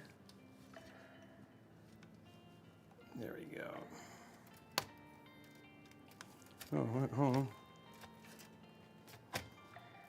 All right.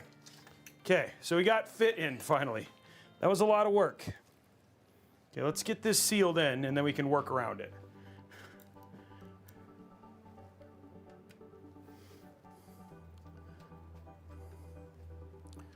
Just took a little bit of work, but we got it in. Now we can work on making the cables look better. And we actually could hide some of this stuff up at the front.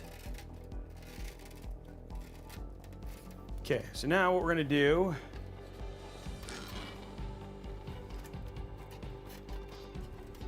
we have a little bit of pocket room. So looking at the side here, we have a little bit of pocket room here to push things down.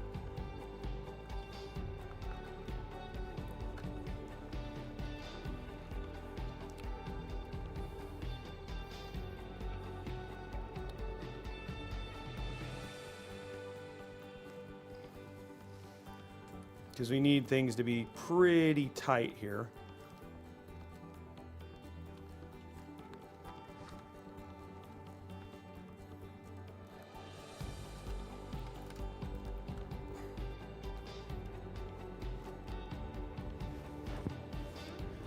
I want to hide as much of this as I can.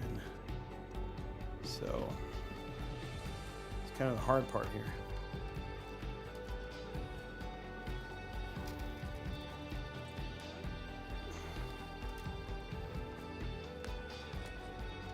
Because you want this to look pretty.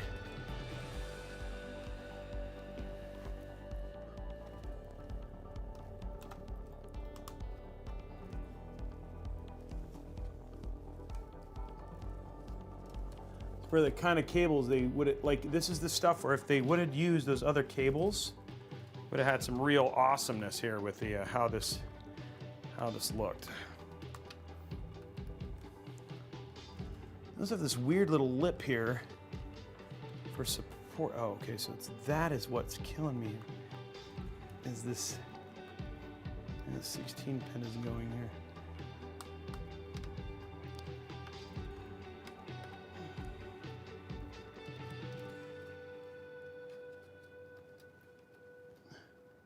So let me show you guys what I'm working on here, because I think that would help. So versus me just, okay, so here's what I'm working on here. So we have, this is kind of your pop out area. And I'm trying to get, like, see, it's like popping out like this. So I'm trying to get this straight. So that way we get a, like, I'm trying to get this straight. So that way it comes down at a 90, right? Which would be ideal. So it just looks a lot cleaner from the front, right? And so that's what I'm working on right now. And then we'll have to run all of the other cables, it looks like. Those are gonna have to run across the, down and across the front here. So that's what I'm working on right now to try and get this cleaned up. But this, I'll be honest, man, this 16 pin, like where it's sitting, is making this hard. And I obviously can't have any cables popping out here. So that's what I'm working on. So let's go to top down and see if we can get something clean here.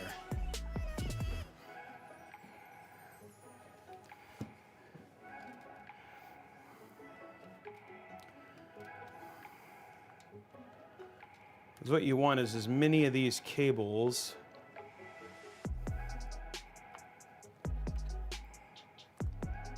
as you can to be below, to come down below like this.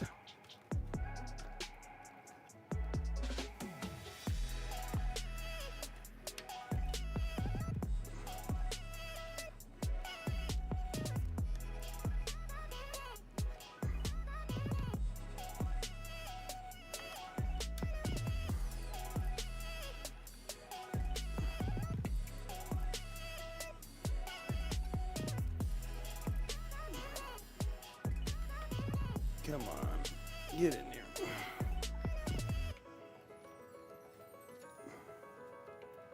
There we go. There we go, guys. I feel like we've got some progress here. It just means that we're pulling the stuff pretty far down. Okay, and that makes that nice and tight. So now we have a pretty clean run here. So now we have a nice clean run along the top.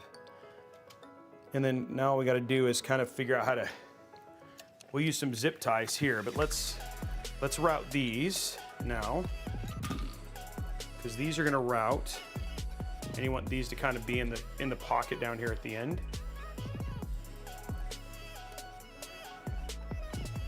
I'm going to do,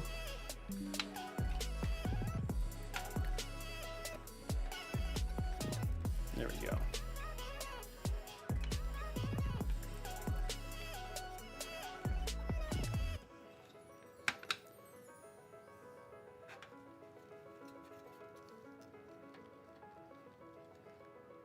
No, I had it right. Okay.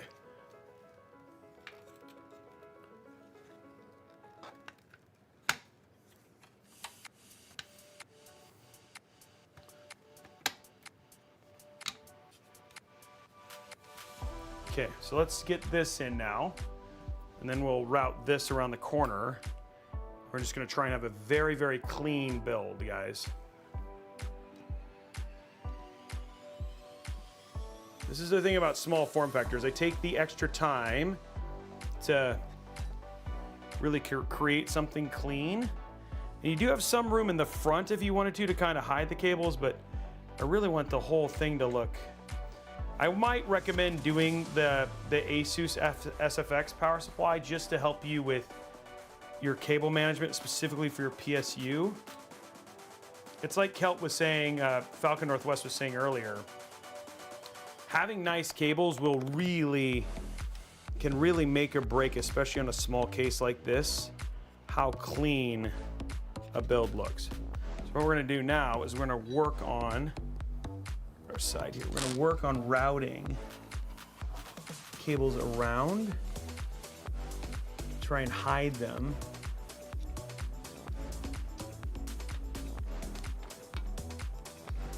As best we can. And that, there you go.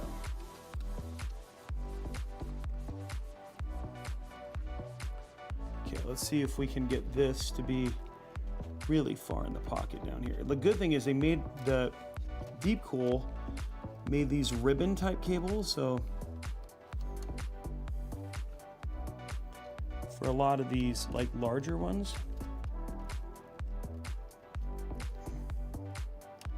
it's really making this much easier.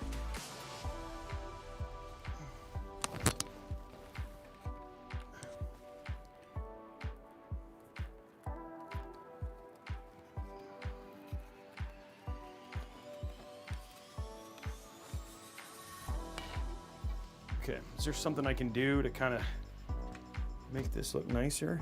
Not really. I guess I could, maybe, potentially. I can get to the grip on this. Wow, getting that out is gonna be hard. I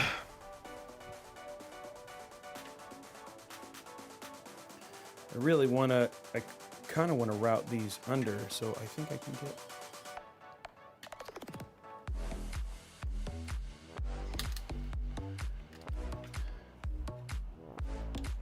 Route these under this instead of on top of, which will help hide the cables. Oops, let's go to top down, sorry.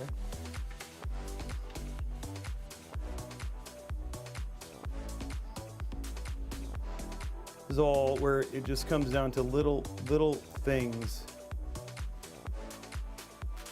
Because I could have been done with this build about an hour ago. I just threw it together and didn't care. And that's not why you guys watch, right? You guys want like clean, good looking. You still have to put the air cooler on, but that's the, like when I'm putting the air cooler on, the build's done.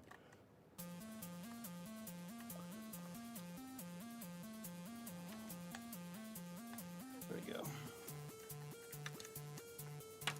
I think I might even be able to route this around.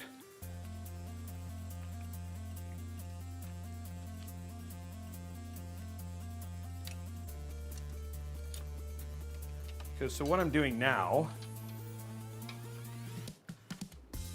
these cables, which have a ton of room, I'm routing them through. They're hidden.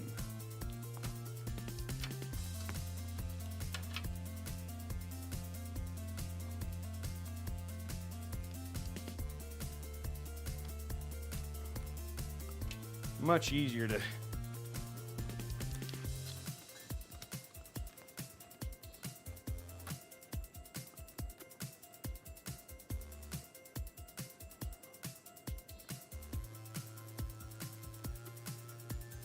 to do them this way.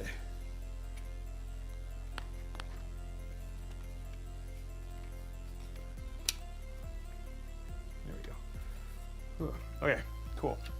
So now I've done is I've routed these through the back here. So it makes it so then I can route up and through to get up to, so this will just make less of a routing issue. And I've got this window right here. Should be just the right length to route each one of these cables. Little hole right here,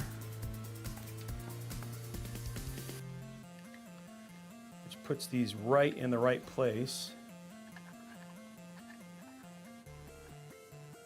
And essentially hide them behind the GPU. It'd be kind of crazy. I wonder if I could get the, I think that would be really hard. I have to look here in a minute.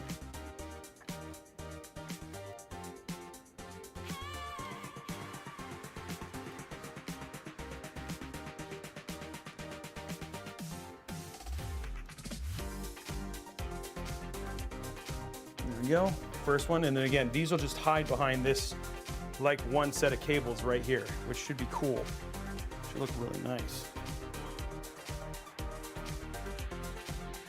I might even be able to, I'm gonna try, might even be able to run this. We'll see. Route this so you don't even see this on the motherboard either.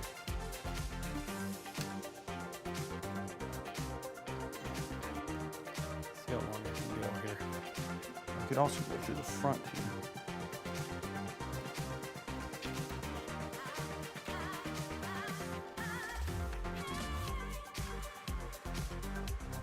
So I could even route this up and through, I think, and have that just go right on the left side of that. Okay, we'll work on that last. Okay. I'm making magic happen, guys. It's essentially what I'm working on right here. Making magic happen.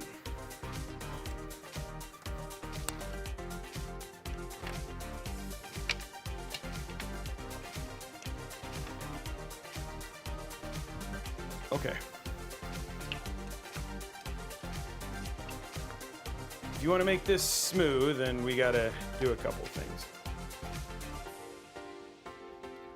Hey guys, go ahead and hit those likes, because remember, that unlocks the another $25 Newegg gift card. That makes it really easy.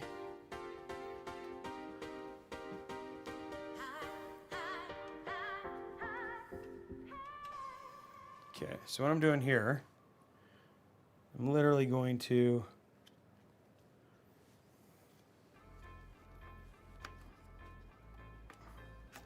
now I know how to route my stuff.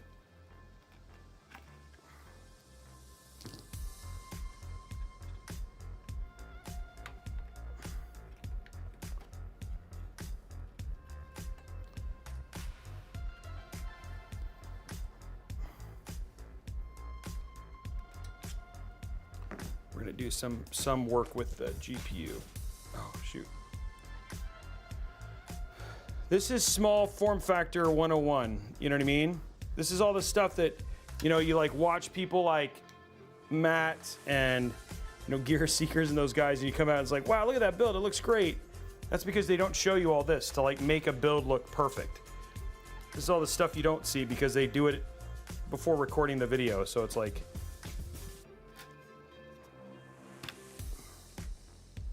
it's all the perfection that you have to do to get this exactly the way that you want it to happen.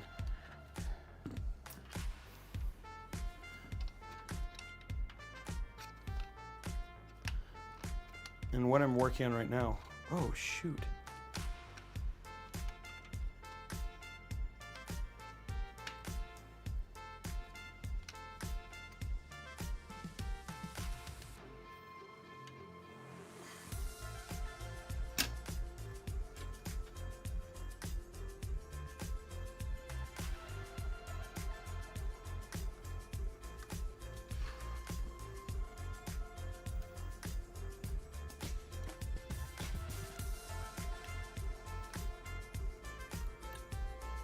So making sure all of these cables are buried underneath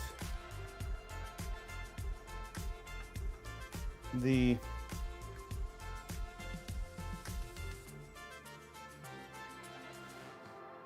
main motherboard cable.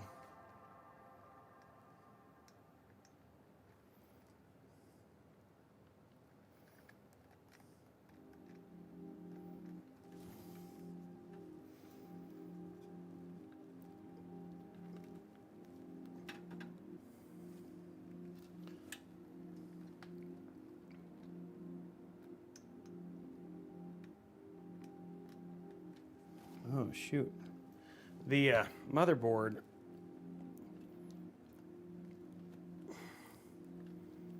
the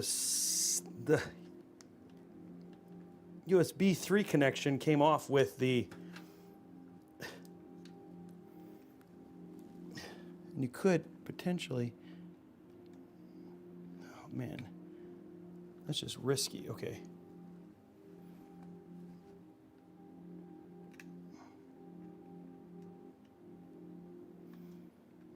The USB 3 connection came off with the freaking motherboard cable.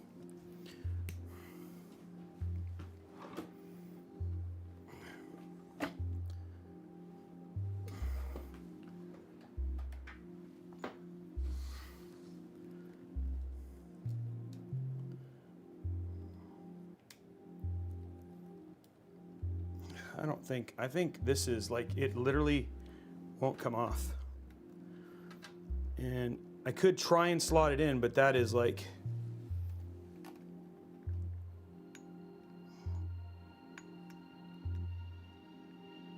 it's like next level precision to get that. No, I got it. Okay. It's actually pretty impressive that I got that.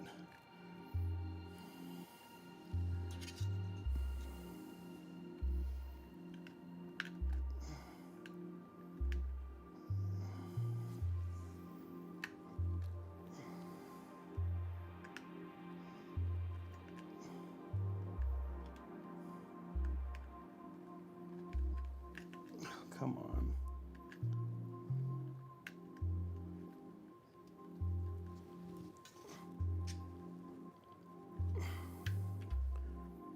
Am I doing this the wrong way?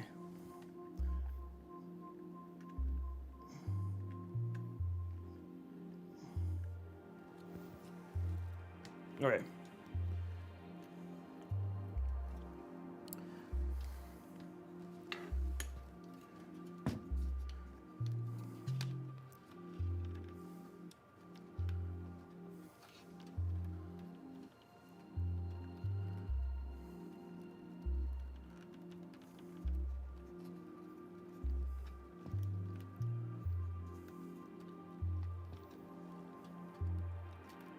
Okay, we should be able to pull that down now and then hide all this underneath, which will be fine. Okay, cool. Now the last thing I'm gonna do is I'm gonna take this cable right here and run it under the GPU.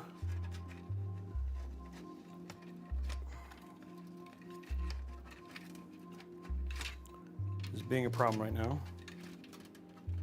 There we go.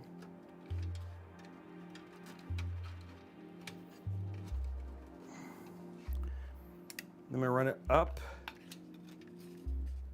into our slot right here. And that'll hide this cable. Okay, so now all of our cables are in the right way. So there we go.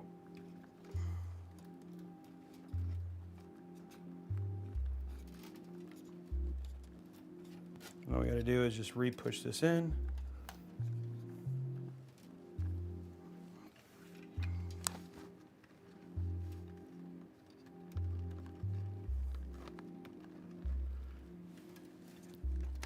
There we go.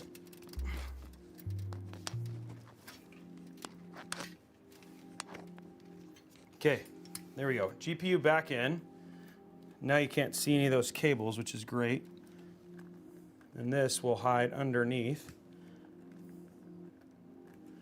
How do those get on top of?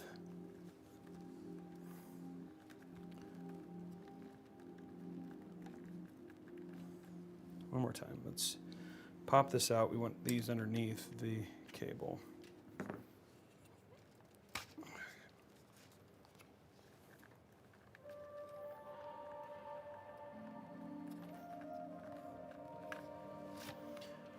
Trying to fix the back end here. God, all this stuff just to make it look good.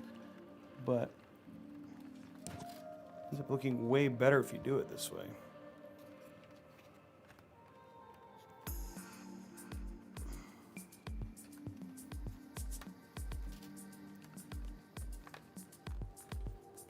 All right, let's zip tie this down real quick.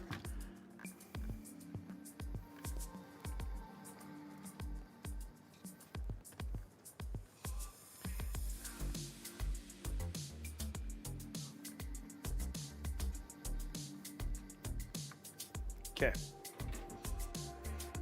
Oh, I'm trying to do the best I can here, guys, but sometimes small form factor just makes this really hard. Especially with these cables.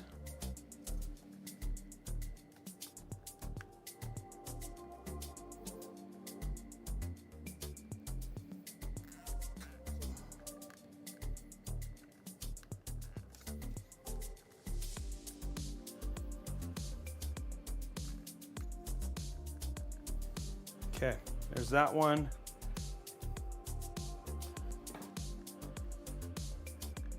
Oh, shoot.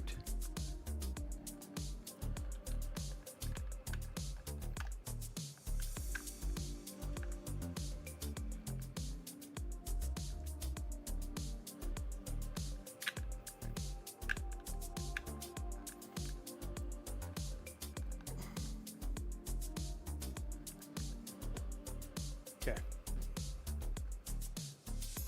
We're almost there, guys.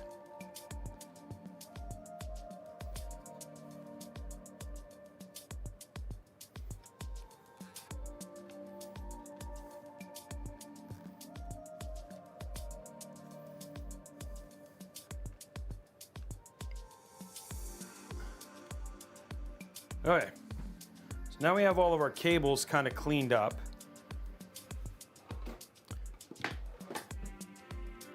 Now we can kind of work on getting the GPU in the right place, but I just realized before I get too far in that, I probably want to make sure that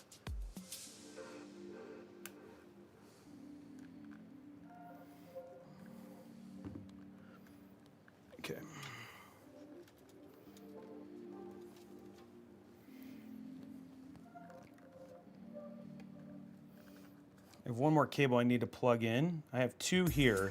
I think I should be able to route that down and under. So let me route that one cable real quick.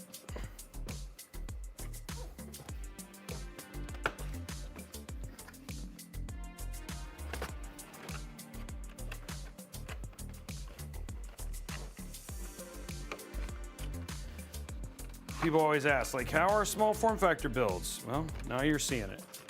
They are a lot of work. Most of the time. Especially if you want them to look pretty.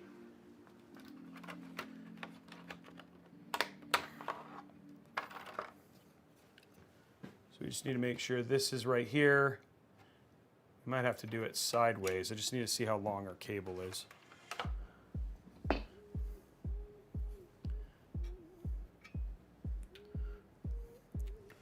There is no other, like, easy to get to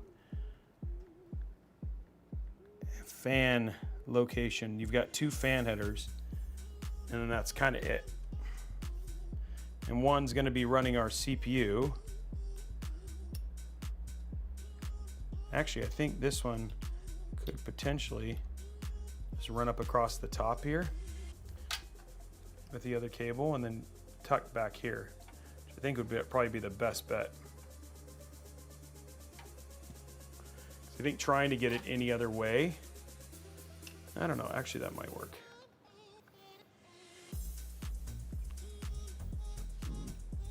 That should be actually okay.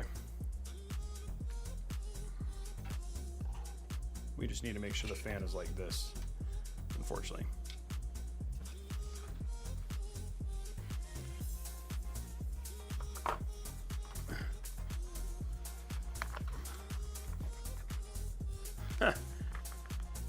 Hey, see you later, Rommel. Sorry, guys. I'm paying attention now. If I know that you guys are like, is he gonna, like, say hi? Like, what's the deal? Sorry, I have been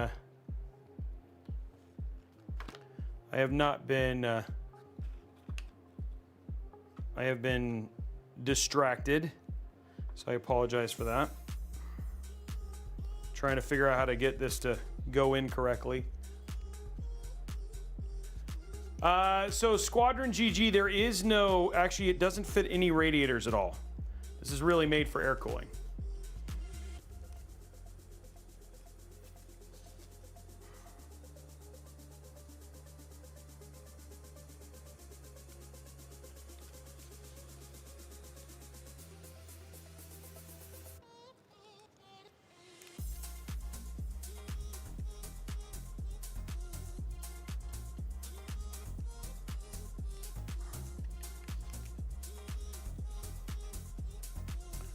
All right, so just need to install our bracket here.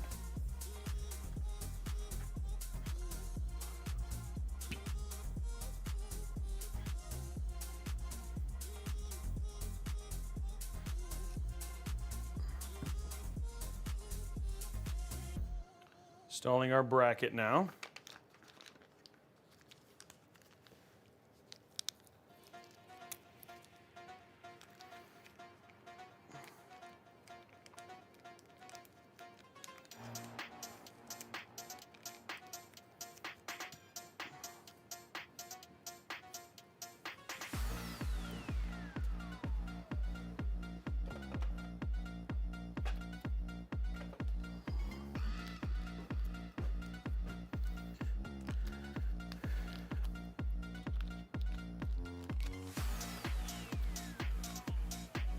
Okay, let's put our fan in now. Let's screw our fan down.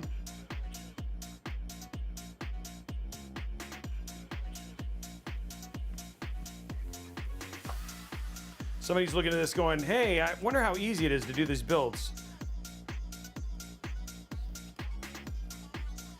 Now you're learning. SFF always has, you just need more patience.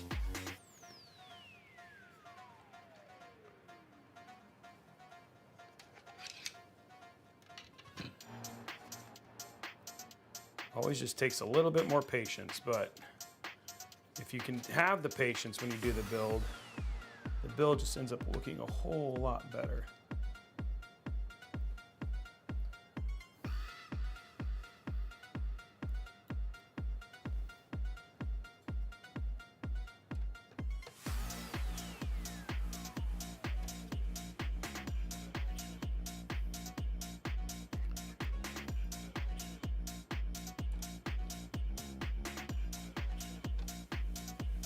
Okay, so our fan's in.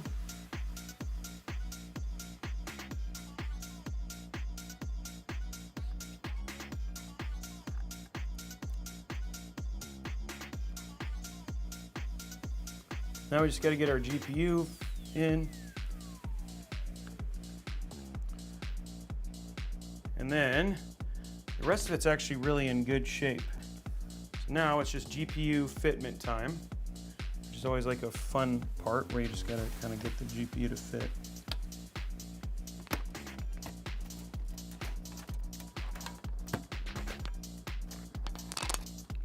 Just about compressing cables a little bit there.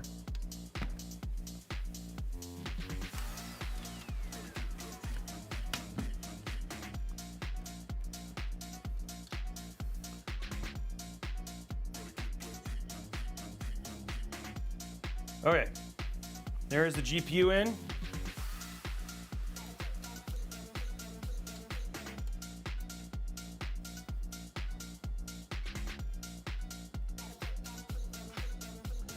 It's finally coming together, guys.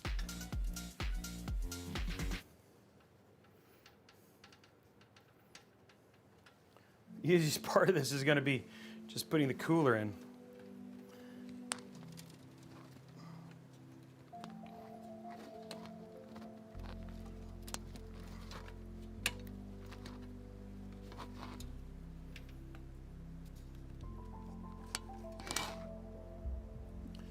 That actually looks pretty good.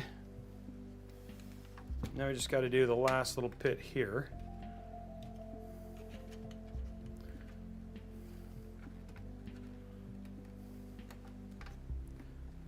All of a sudden this is being problematic, but we'll figure it out. Here we go.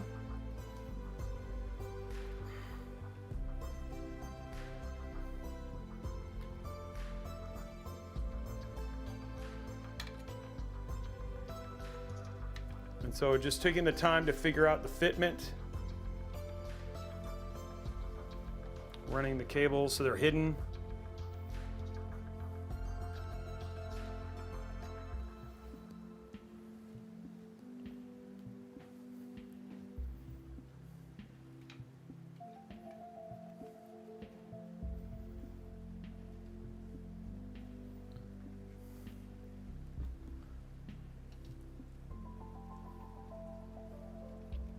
There we go.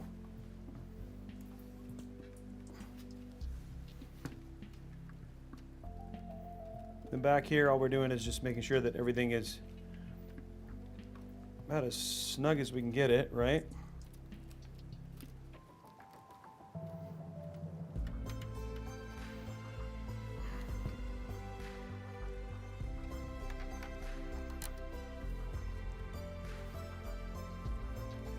You can see almost no, I mean, like, again, that doesn't get a whole lot cleaner here. Okay, so let's put our RAM in.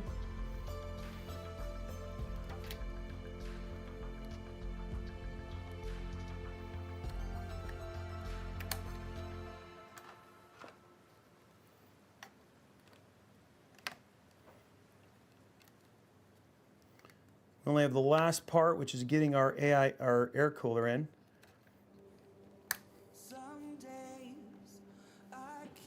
Okay. That is, how does that look? It looks pretty clean, right?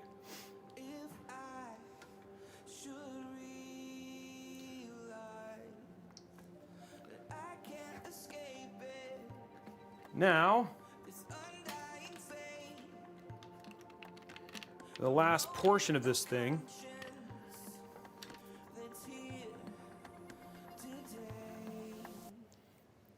Just to get our air cooler in.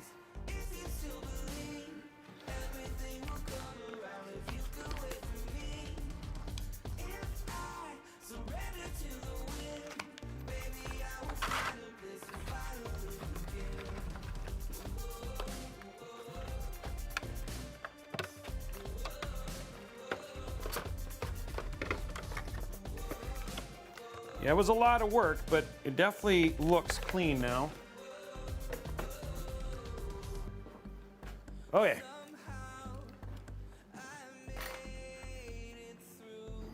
Kind of at the easy part now, guys.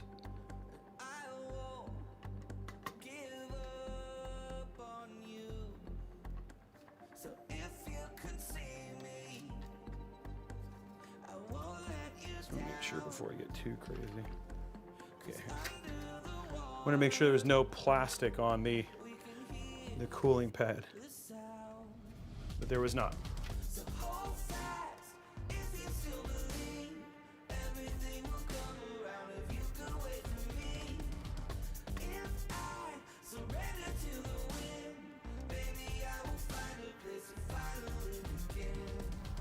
Okay.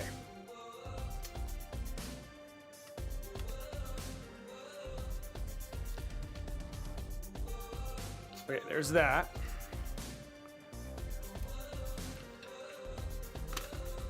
Now it's time to get our fans on.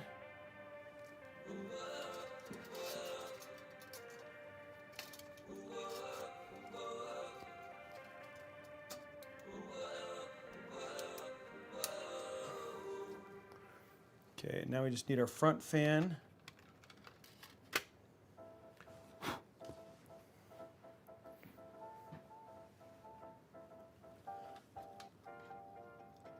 Oh shoot, I forgot this needs USB crud.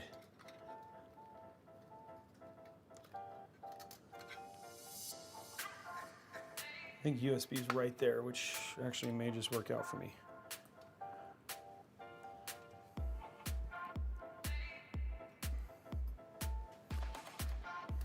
It's all good, all good, all good. Need USB, but that's okay. We should be able to route that. Question is, can I reach it? Is the okay? Let's do this.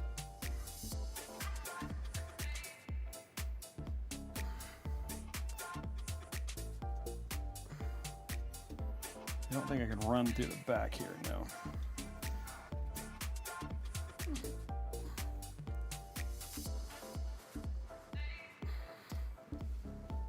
I got it on.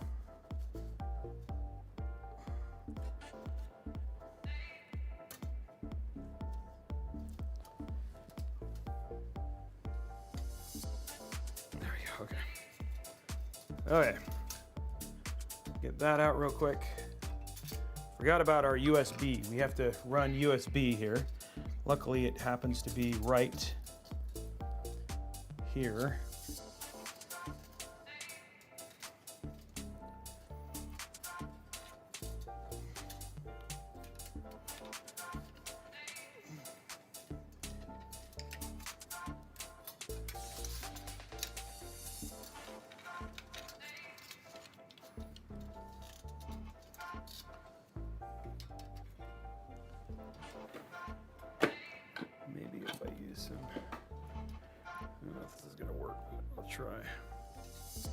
Need a little bit of extra length here, guys.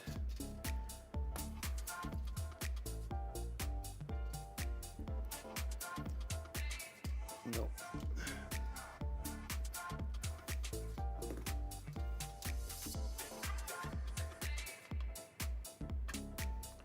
Okay, so order of operations. Before you set down your cooler, install the USB.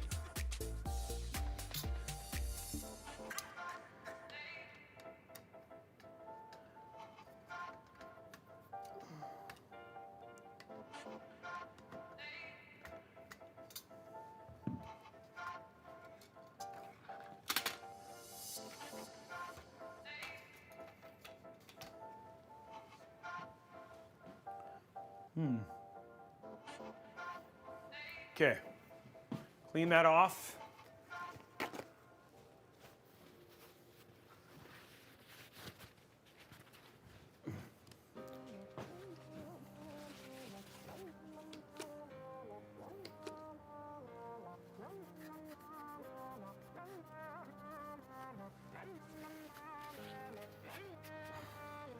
Oh no, I always want to do these. You guys, I like them because they're very different than the other builds, right? And I like that there are people who like to do these builds. I always want to show them. It's about the same amount of time as a bigger build. A lot of people think just because it's smaller, it's going to be faster. And I'll be honest, if I was just to install it and not worry about where cables went and stuff like that, that would be true. But because I care about how the build looks, right? It takes more time. And so there's always a little bit of, this is always the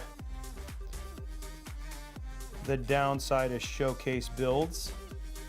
But it also shows that, I'm willing to take the time to make the build look right and do what you guys expect me to do, right? And that's I want to give it the time to do that.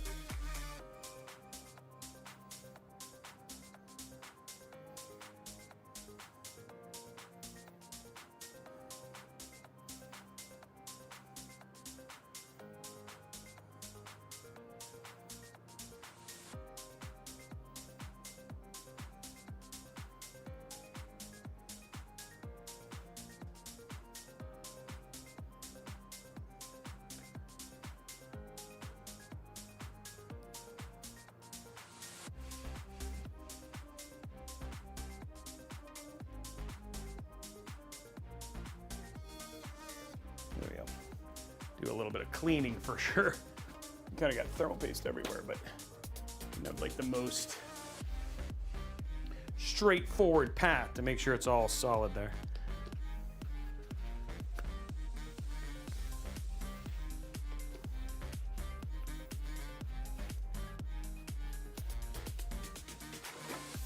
Okay.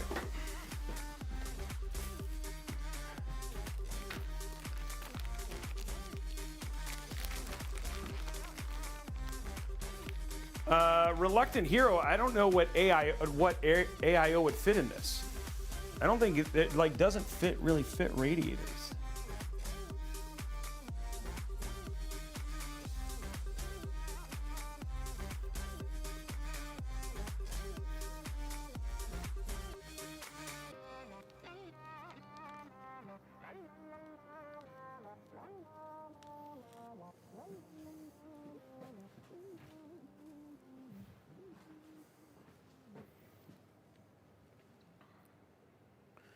Okay, let's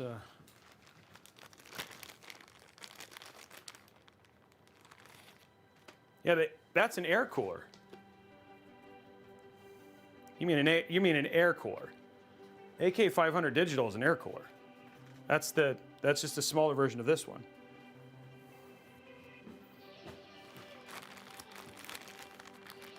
All right.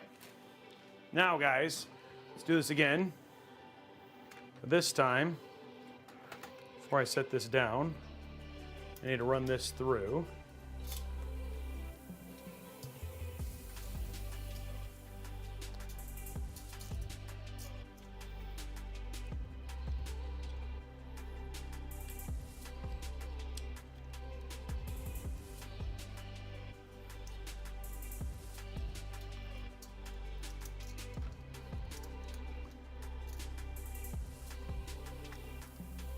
All right, there we go.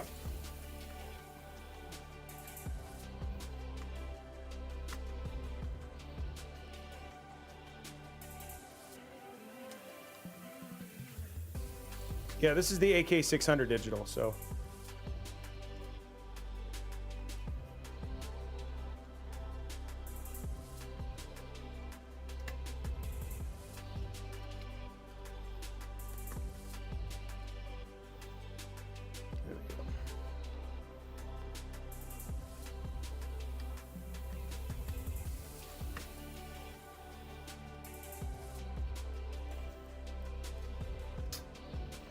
All right, now let's get this back in. We're almost there, guys. Sorry for the delays, but now we are literally, that was kind of the last component that needed to be plugged in.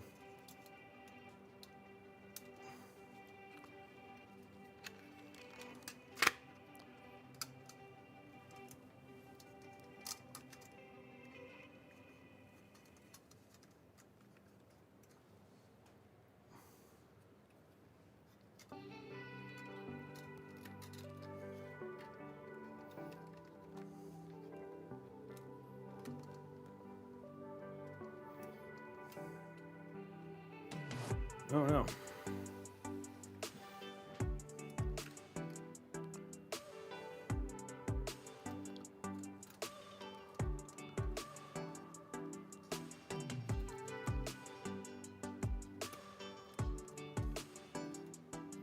I might have to do a pull. Well, I don't know if I want to do that. Okay, there we go. It seems okay. Yeah, that seems big. That's fine. It's a little bit higher, but it hides the stuff.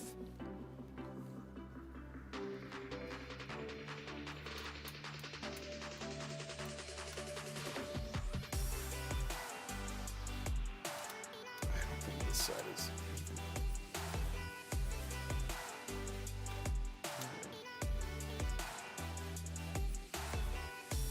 Be the right perfect height. Okay, cool.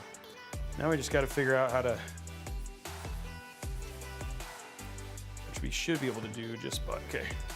Now it's like the last cables we got to hide, which we can undo this. Kind of shove the other. Let me get everything else kind of squared here. Oh, so that's fine.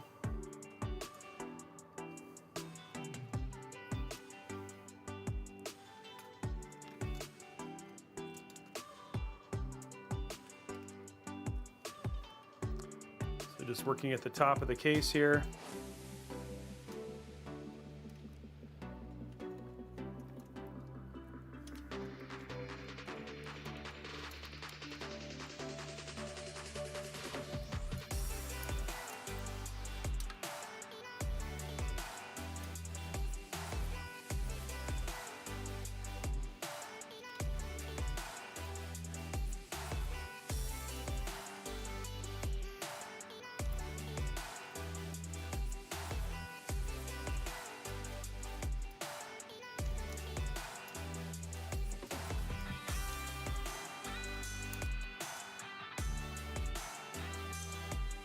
And what we're trying to do is get this into the thin area.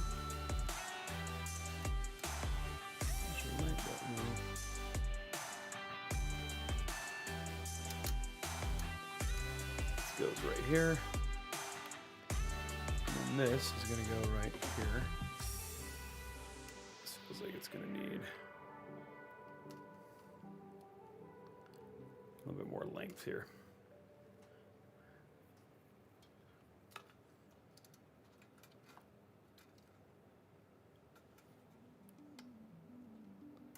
Okay, guys, that's all the connections now.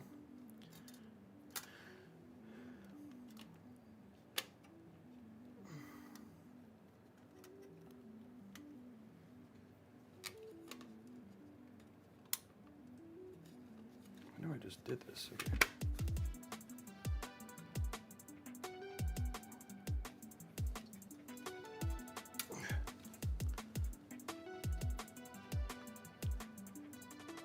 There we go, okay.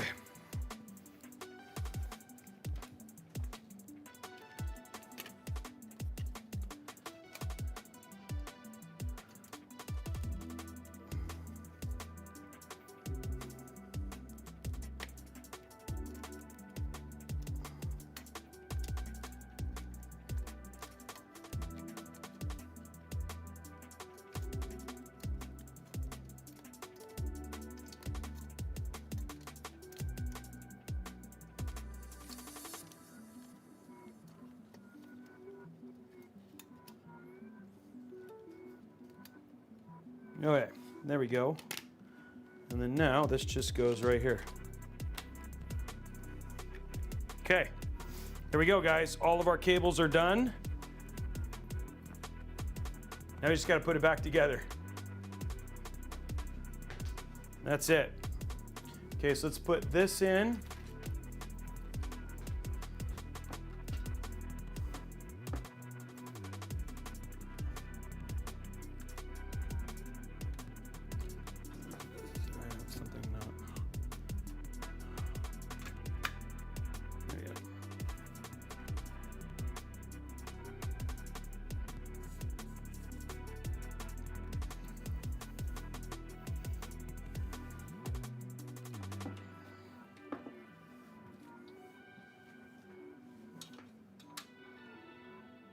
And you could put 120s there, but we just did that so we can make the room here.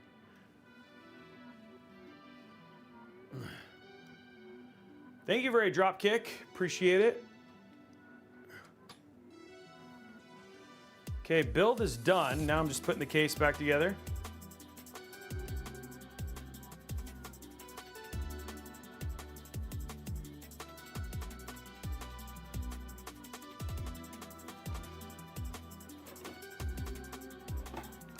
Okay, let's grab our top.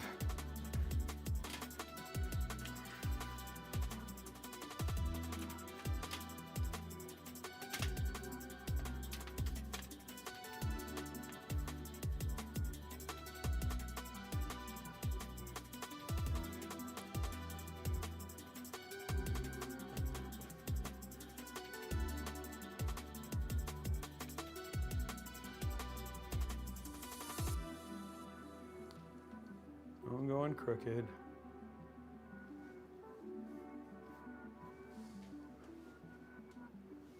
I put this in the right way.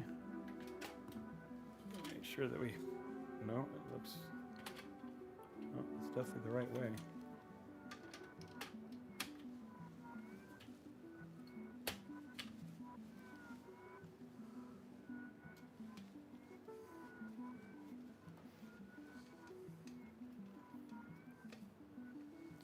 Okay, just putting the finishing touches on this here.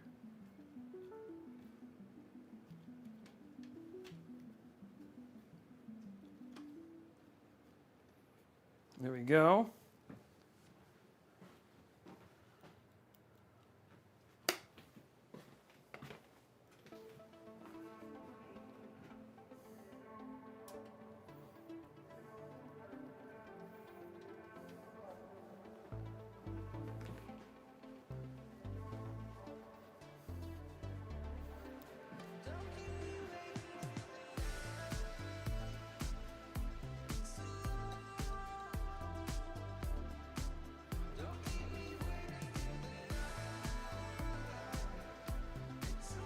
Okay, guys.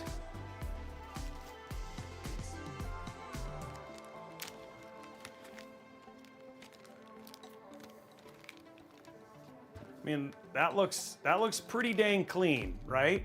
Like even when you look on the inside, right? Like that build looks, there's very little that you can actually see on the build there. You know what I mean? It's a very clean build on the inside. It'll still have a digital display.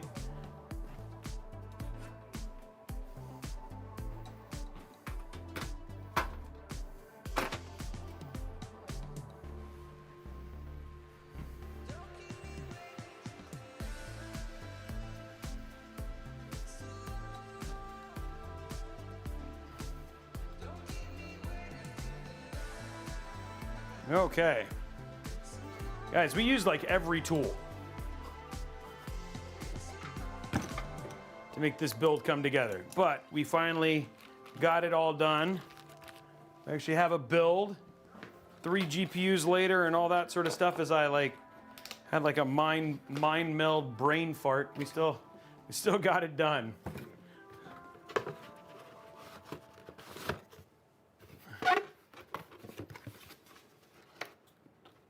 Okay, guys, let's how many likes do we have on YouTube? We got to be getting close to the 200. Let's get those likes taken care of. I mean, we got to get 250. Guys, we need 50 more. There are so many people here. So 382 just on Twitch alone.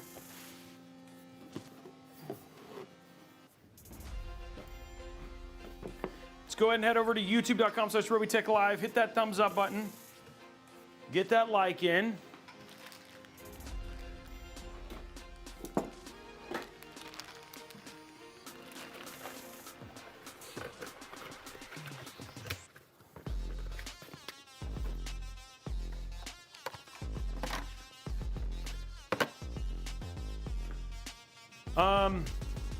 I do want to share. Did we do, Blondie? Did we do the zip tie thing? Zig PC, thank you very much for the sub. Yes. Okay. Well, Guys, this may be the lowest number of zip ties I've ever used. Let's just go ahead and do the zip tie count now. Oh, that case is light too. You guys ready? You guys ready for the number of zip ties?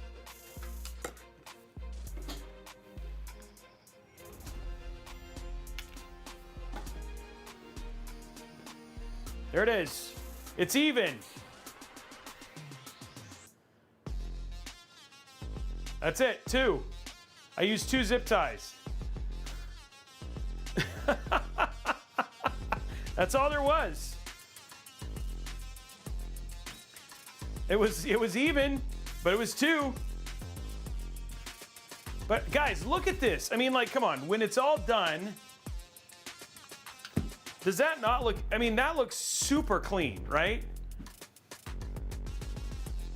So there you go. There's the build. That's all there is. Like, there's nothing else. Like, there's not a lot of cables visible. Like, the build.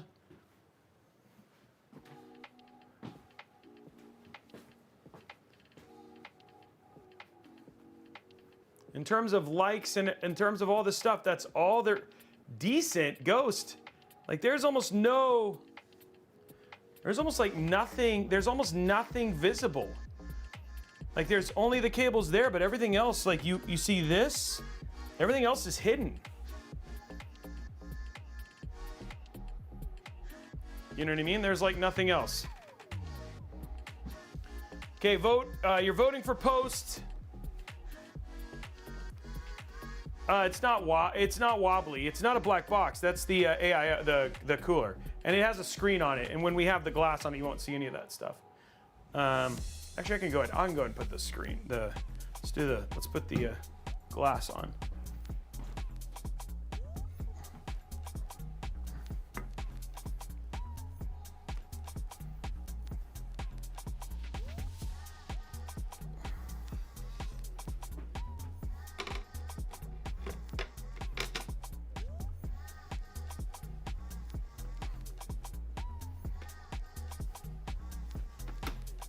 There we go.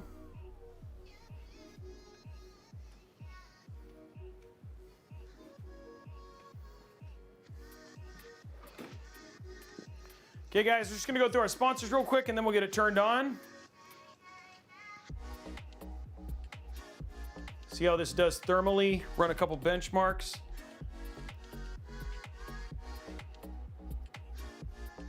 But there is the build, guys. Came out great. I'm pretty stoked about this one.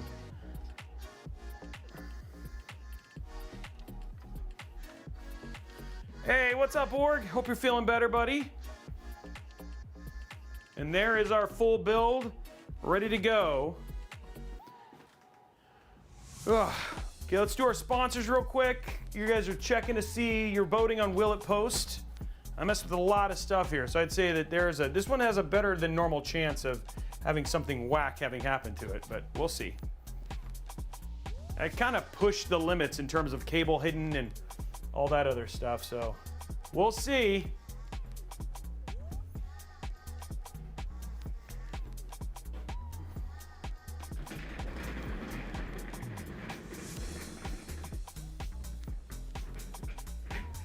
Ugh.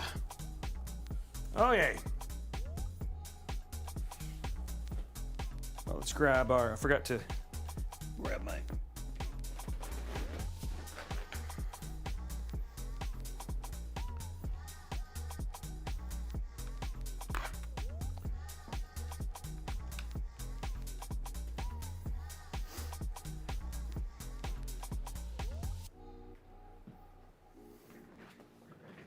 Ugh.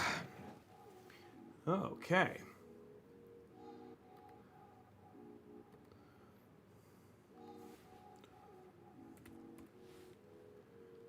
Let's take a drink. So much I've gone through with this build. So much work. This was a passion test for sure.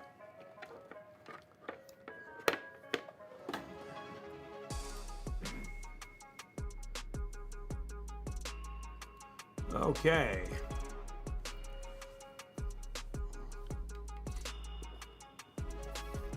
passion test today.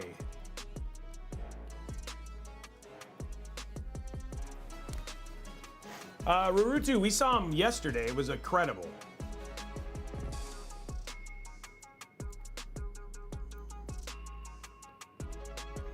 It was so cool.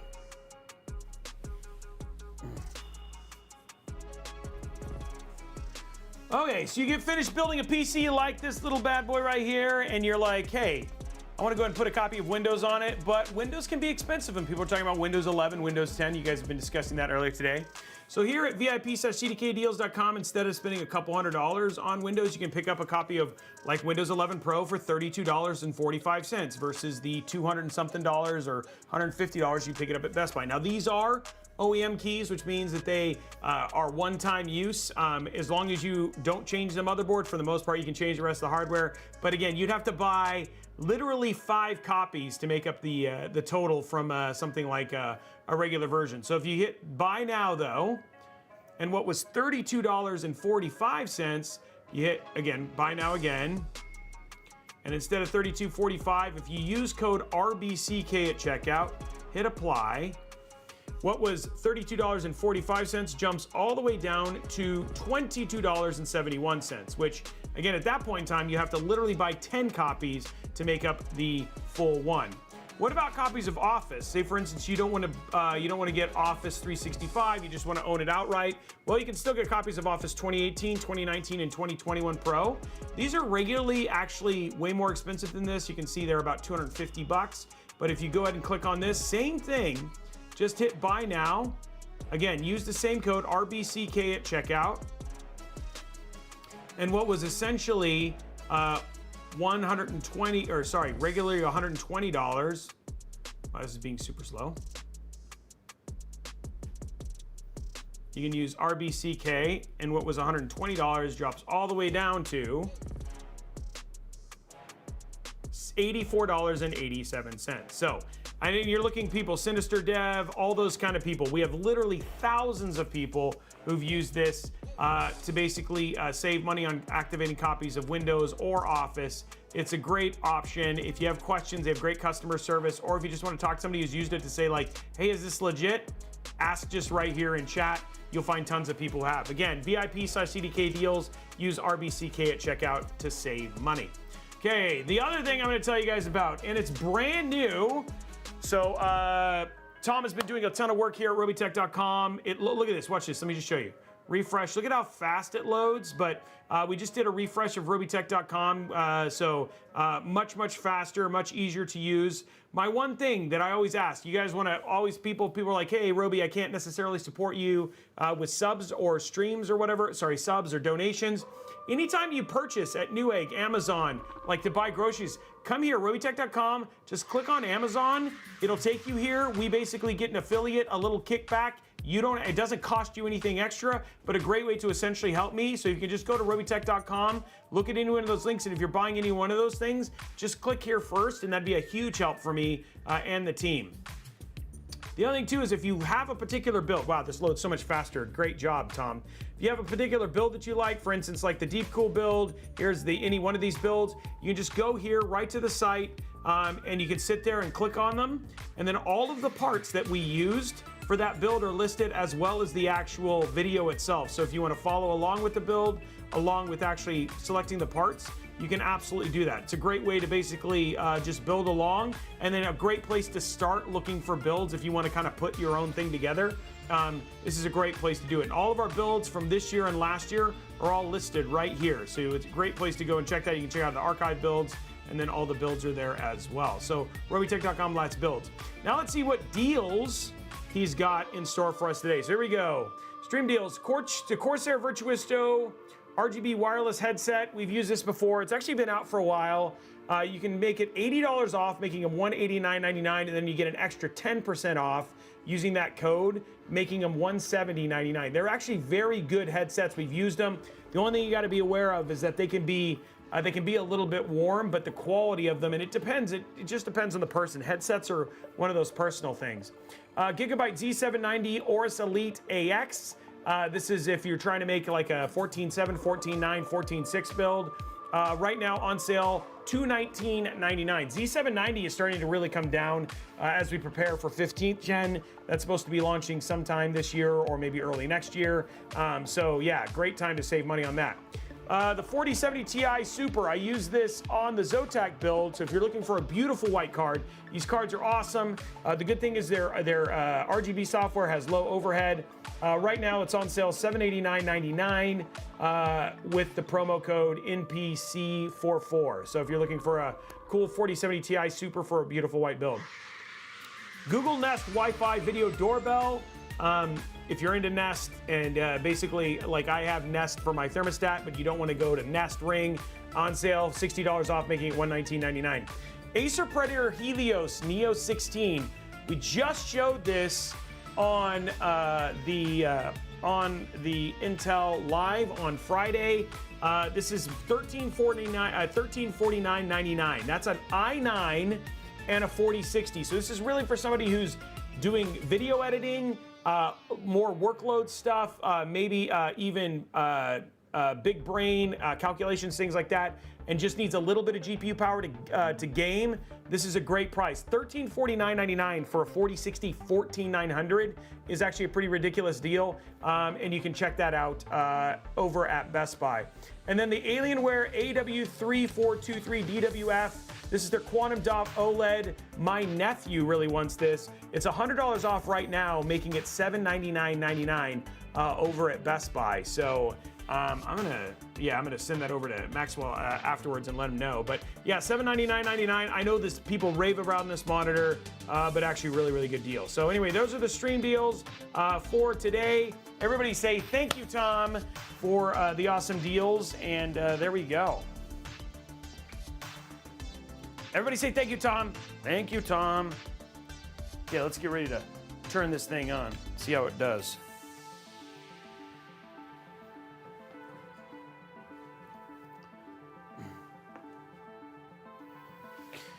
Oh, it's the part that I never thought would come. The time to turn on the PC.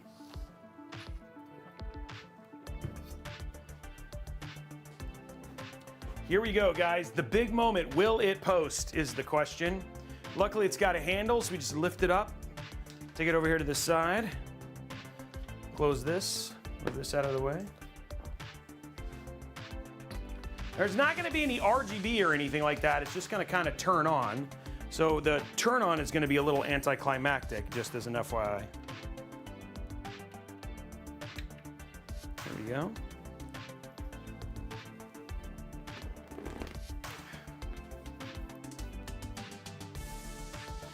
We'll hear it turn on.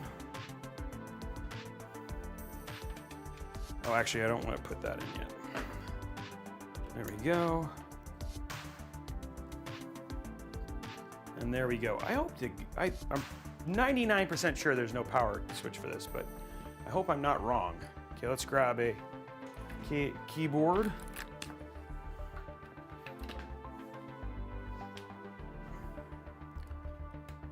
There we go. And a mouse. Well, the keyboard's got power. That's a good sign.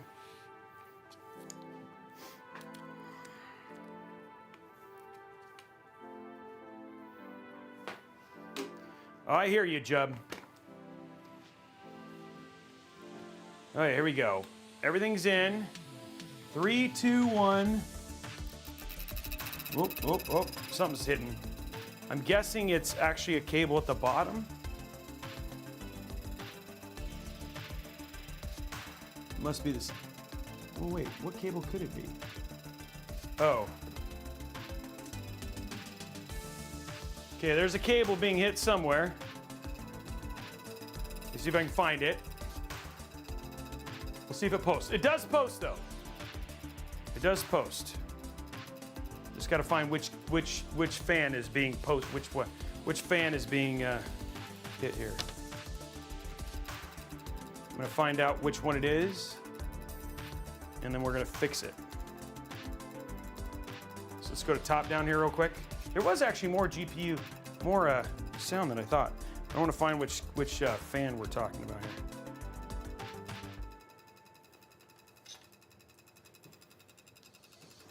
here. hitting something. Definitely feel the air coming out of this. Okay, which fan? Which is the question? Like a satellite in the black sky.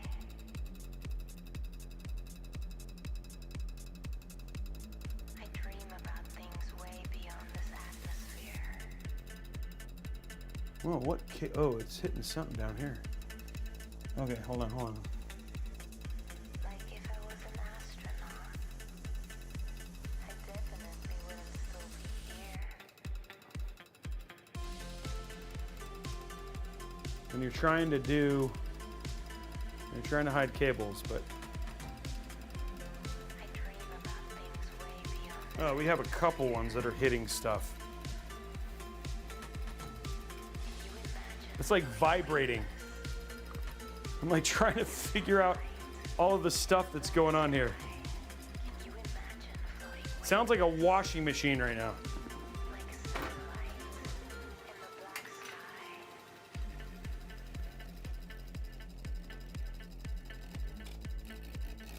Okay.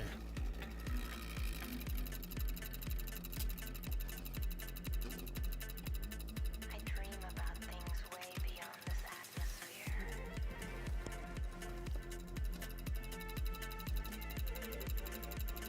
Okay, I think we get that one figured. Oh, no.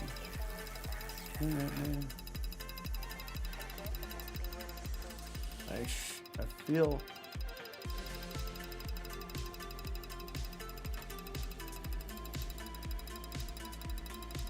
Okay, I figured that one out. Okay. So that one's fixed. It's not that one. It might be inside here. The question is, what cable could possibly be hitting this? Some cable in here that's being hit. Okay.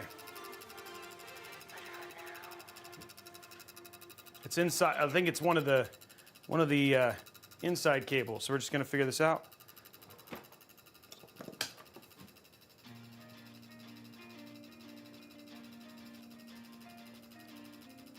One cable I figured out, but we'll get them all.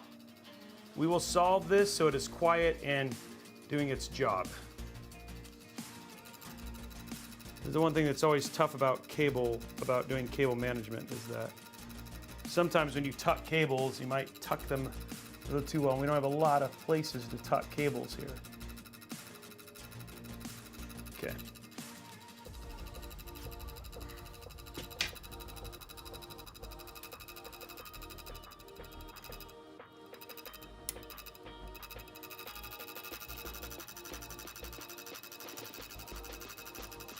Question is which cable. We're getting there.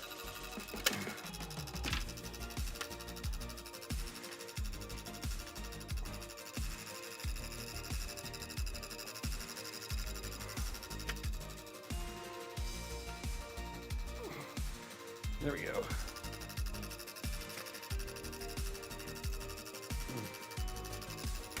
This is why it's important to do this while small form factor builds.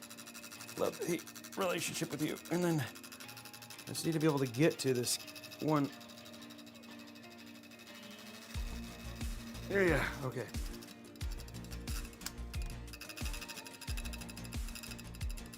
Which cable are you hitting? No.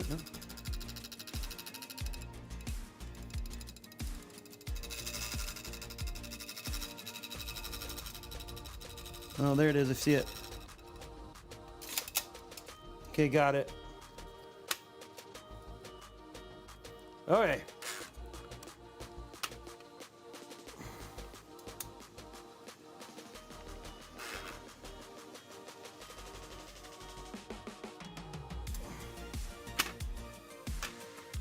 Fixed it.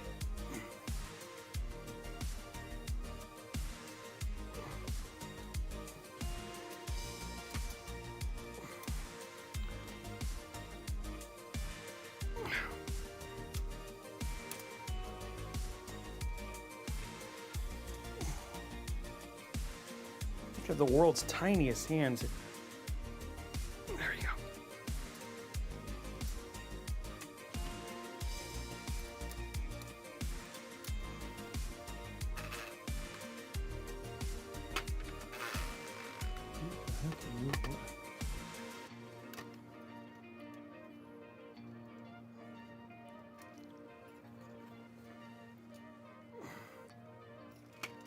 Okay. Oh, that makes sense.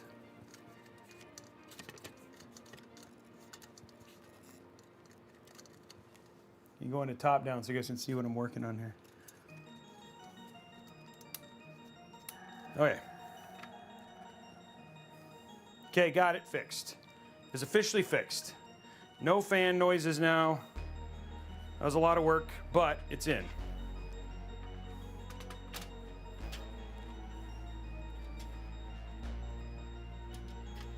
There we go.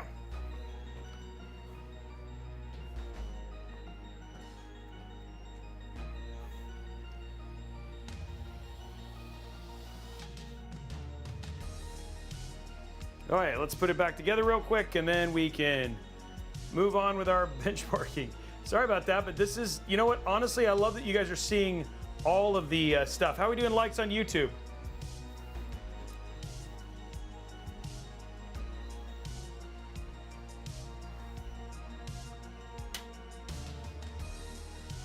Nine more likes. Go finish it out, and then we'll unlock that $25 Newegg gift card. We got a $50 one already.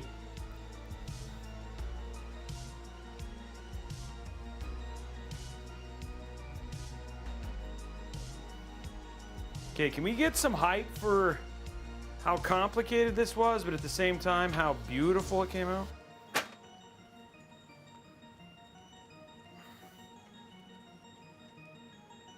Where is my, I'm missing two screws. That makes me feel bad. There we go, guys. YouTube goal hit. We unlocked that giveaway. Oh, there it is again. Okay, let's now get this last thing fixed. Luckily, we had all of the issues, but not anymore.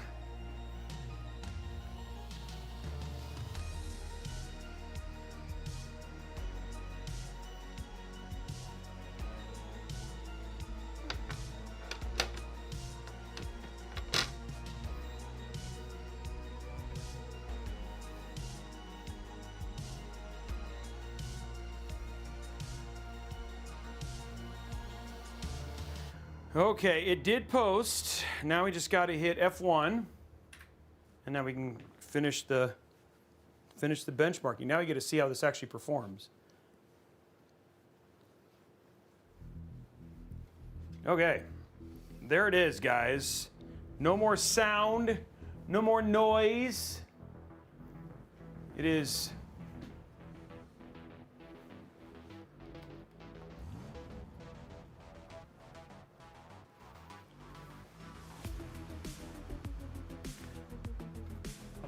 Is there. Okay, so let's, XMP is already on, which you guys can see here.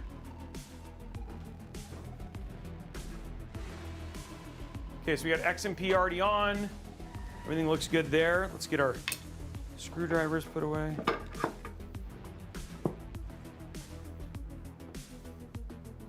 Okay, so let's jump in and start the benchmarking process there. I don't need to change anything. Should have checked NCE, but let's jump in there one more time.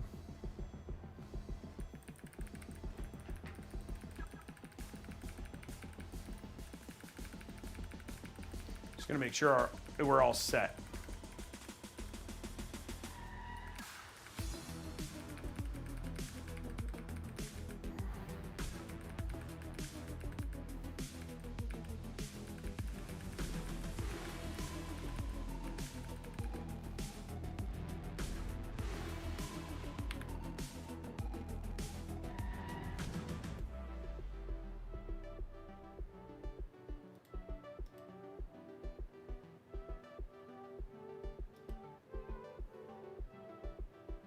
Okay, we're turning off we're just gonna disable the enhancements.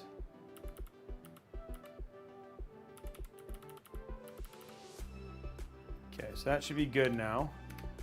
Okay, so now we can actually plug this in.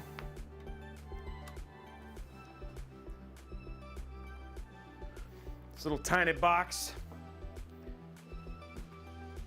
Our little tiny Robeytech box.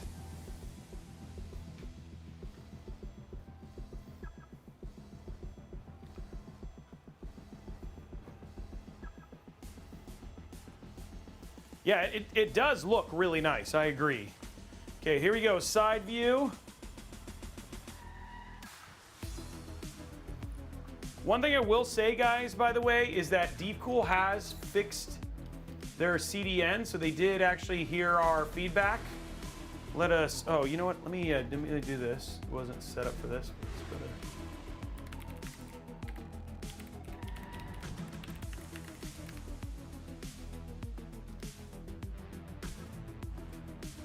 download.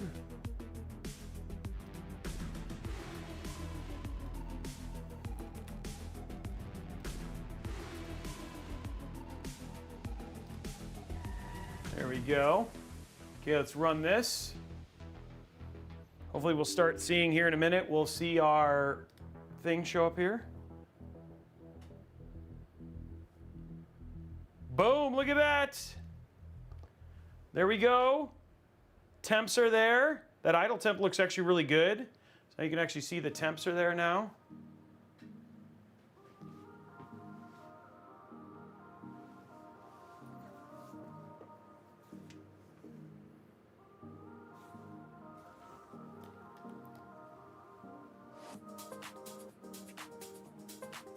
Beautiful. So there you go. You got temps now.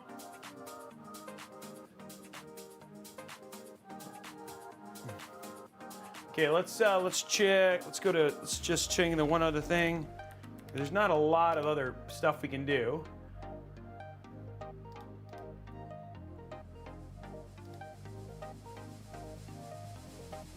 Let's go to here.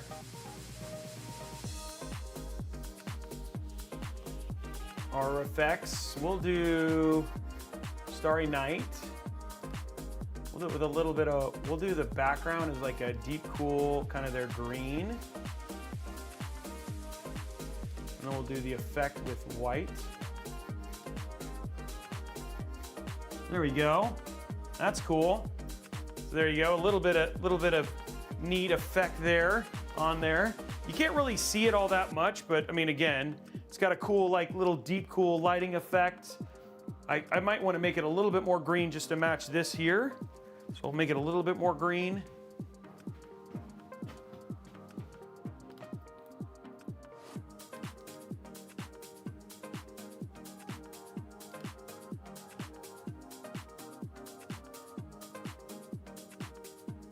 There we go, that matches nicely.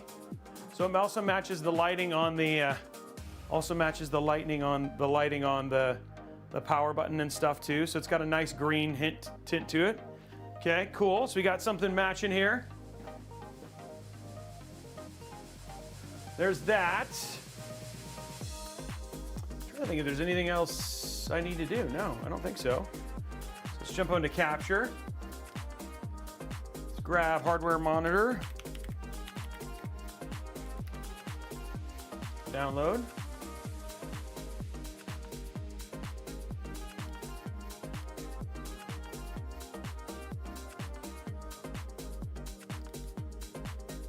There we go.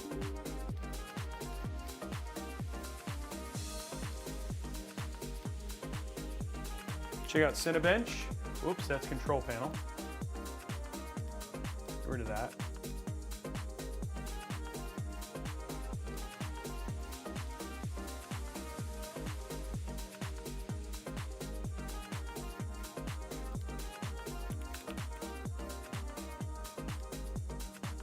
There we go. Grab a drink.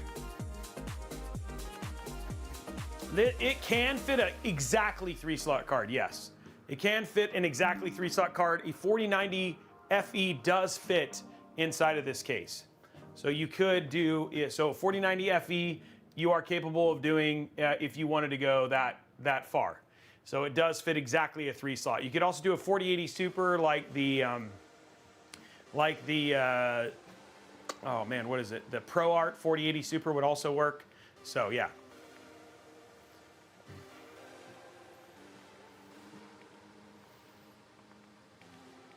So Turdog, I saw him yesterday. Okay, so let's give this a go here.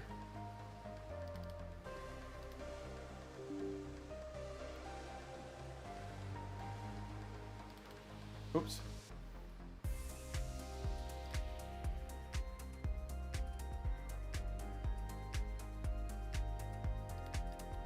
Let me download. Okay, cool. Just gonna quit this real quick so we.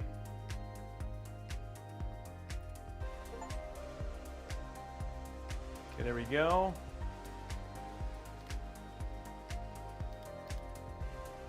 I don't know what this is doing. Let me close it. Okay, we're good here. Let's open up Cinebench.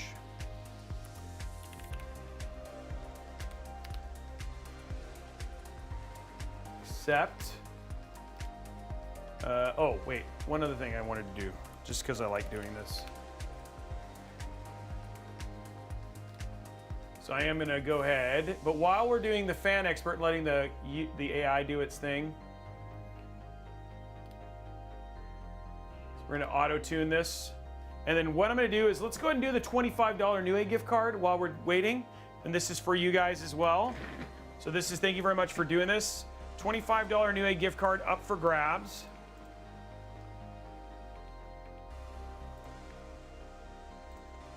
Let's do exclamation point Newegg now for this.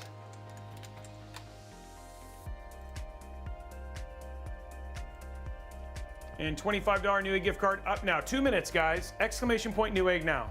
While we just wait for the auto tune to do its thing.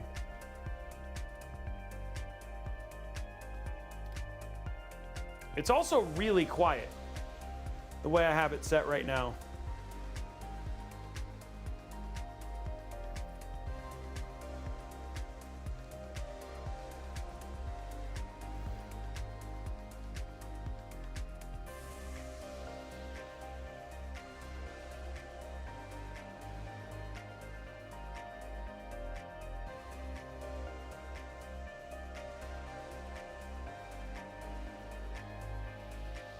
Temperatures are looking good, right? And just looking at this, I mean, we haven't finished the tuning and stuff like that. It takes a little while to actually run this, but yeah.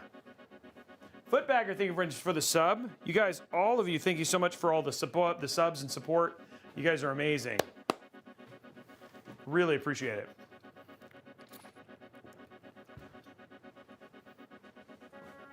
$30, 1 minute left, guys.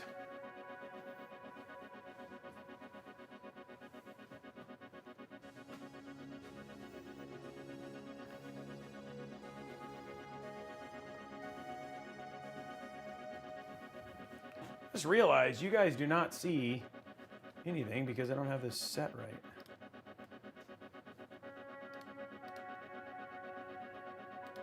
I'm like trying to show you stuff and I've been doing things and you guys can't even see them. I'm sorry.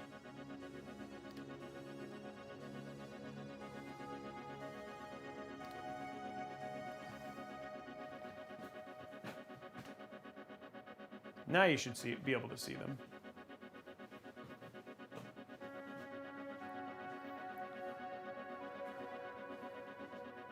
Okay, so now you can kind of see, there it is, sitting at 35 right now. There we go. Congratulations to Electrothermal. Electrothermal, you are the winner of the $25 Newegg gift card. And we're just running our stuff right now. Right now, not a whole lot going on as we're just waiting for the tuning to get finished. I want some good fan curves. There it goes.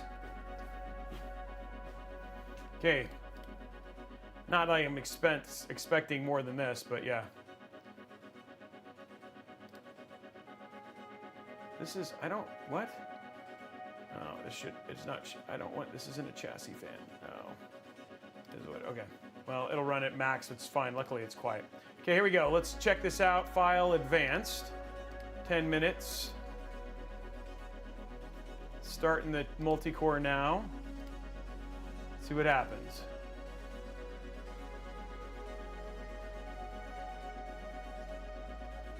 Okay, I see you. 90, but keeping it under control there. 227 watts coming out of that thing, but it seems to be handling it just fine. We got 9 degrees. This is a B760, so it's not like we can overclock it in small form factor. And we pulled a 31372. So again, little bit like, again, we're a little bit lower than normal in terms of overall temps. I mean, in terms of performance, right? But we turned off the, basically won't let Asus do anything. So it's again in control. And you're watching it there, 94, 93. Is it? I think that's the camera. No, that's not the camera. That's just like the tool having it flash. So 94, 93, 89. You can always tell when it gets off of that and then runs to the next one. So yeah, but there you go. So temps under load, fine. Obviously small form factor, so we're keeping it under control on purpose. So we still have 5 degrees of headroom, and then, you know, in terms of this is really, you know, again, LAN build or portable workstation if you wanted to do that, which would totally work. Gizmo, thank you very much for the gifted sub.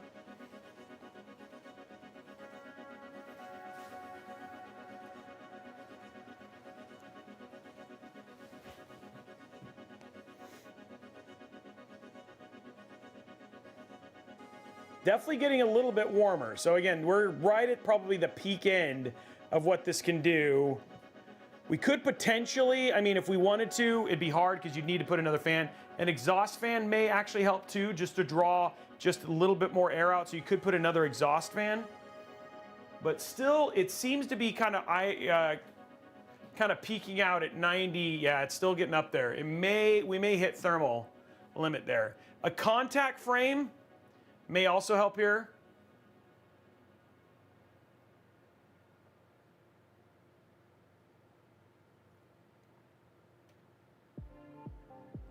So you could probably do a contact frame and then you wouldn't have any issues at all. Yeah, there is an option, Kurosaki, to add more. You could do one more. You could add a 120 millimeter fan right in front of the case. So there's and then you could also add an exhaust fan. So there is actually opportunity to add more fans. The big thing, and there it is right there. So we definitely hit 100 there. Now it's not thermal throttling, it's boost throttling at this point in time. So we might see a small, but we're not seeing any reduction here.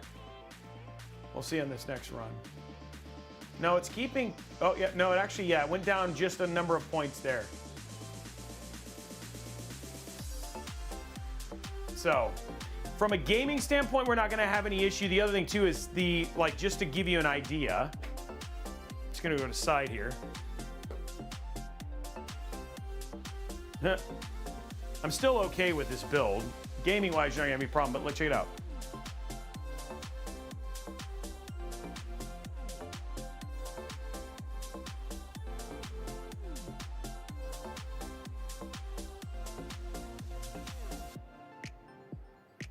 I mean, it's 50 decibels, so it's really quiet.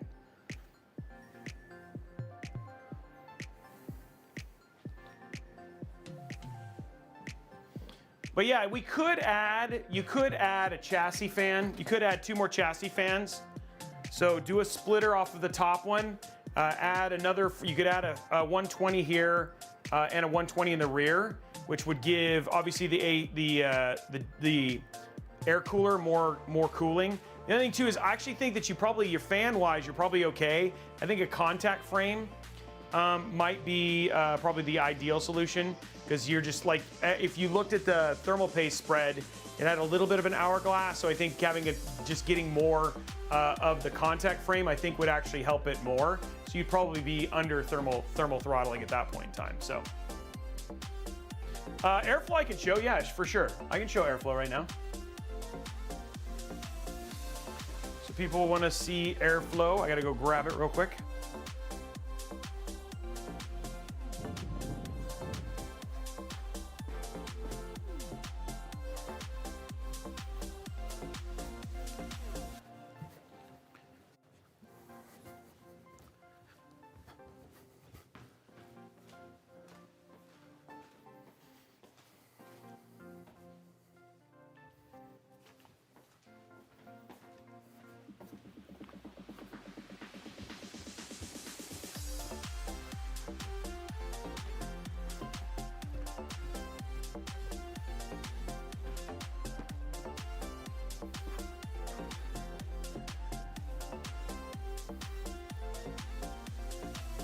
Okay, here we go, airflow. So it's gonna literally just airflow right out of the back. You have some coming out of the side, but really it's just traveling right through there and pulling right through the back real quick. So there you go, there's airflow right there. Traveling right into that into that.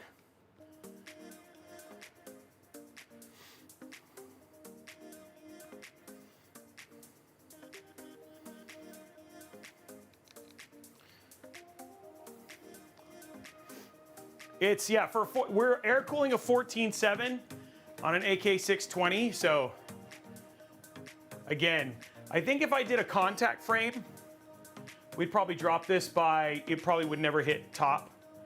And again, this is from a gaming standpoint, it's not gonna be anywhere near this. We'll show you that now. So that is just under load.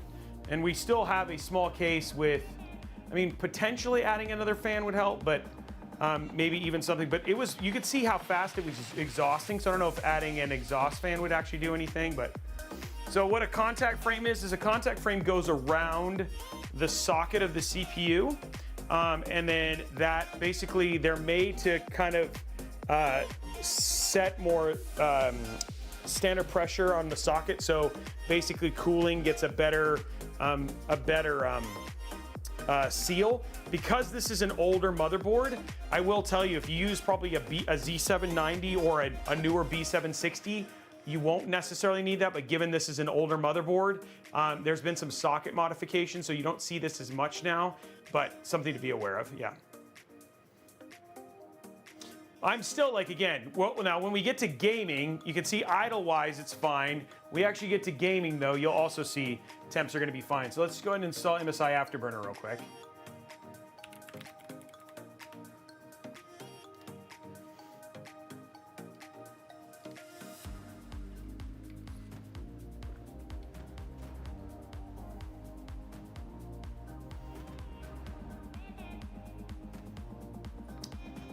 Dead Horse, basically any 12th, 13th, or 14th gen would benefit from a contact frame. Just understand, the reason we don't necessarily recommend them all that much, and is one of the things that we talked about with the Arctic freezer, is that you have to be super careful about how much you tighten them down, how you install them. There's always opportunity to cause damage.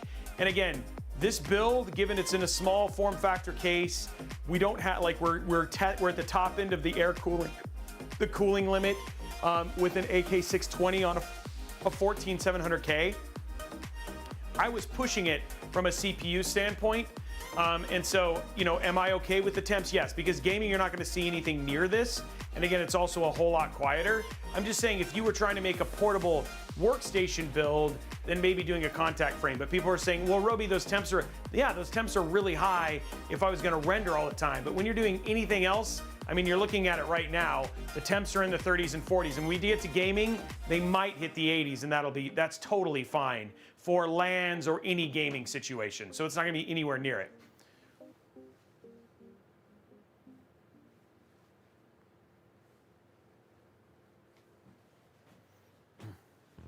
Yeah, right. It doesn't run as warm as people think. A lot of times, the reason it runs so warm, because again, this is an AK620. This is less cooling than a 240 millimeter AIO, right? So it's showing that a 240 would be fine for a 14.7. So it's just one of those things that people need to understand. It's actually not the CPU that runs warm. It's a lot of times it's just the extra crap that motherboards throw into it. I mean, understand, I could not air cool a 7700X using this at all. So just understand, like a 7800X 3D, sure. 7600X, yes. But a 7700X, no. So it's not just Intel. AMD would have the same problem. Okay, here we go.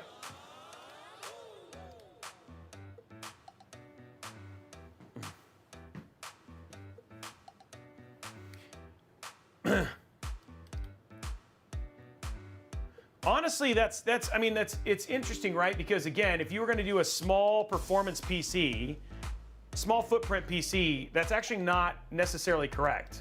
Because, you know, I can show you, you know, a PC right here, right? is honestly it's this right here.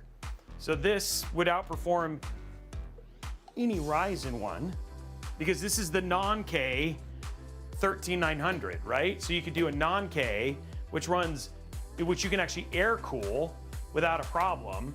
And that's very tiny as well. So understand, most high-end, when you talk about high-end, guys, when you talk about high-end builds, especially when you talk about pre-builts, small builds, all this sort of stuff, Intel basically outsells AMD by a massive margin, right? So again, I just did a bunch of research on this. I was sharing this with my techs and all that sort of stuff. On high-end, actually Intel outsells AMD.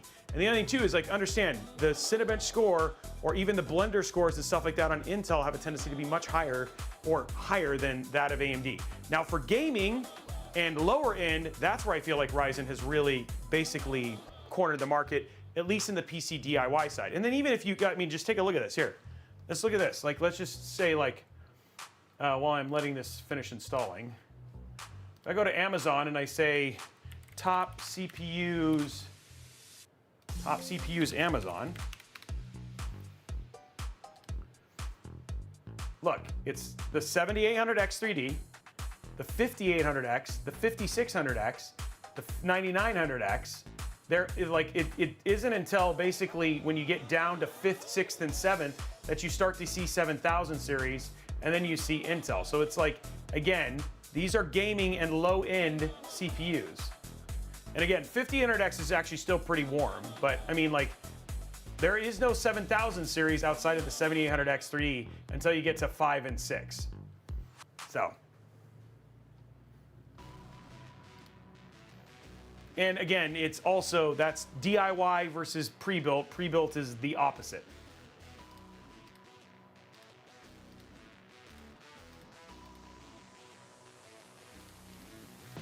So it's just, I'm not trying to sway one way or the other.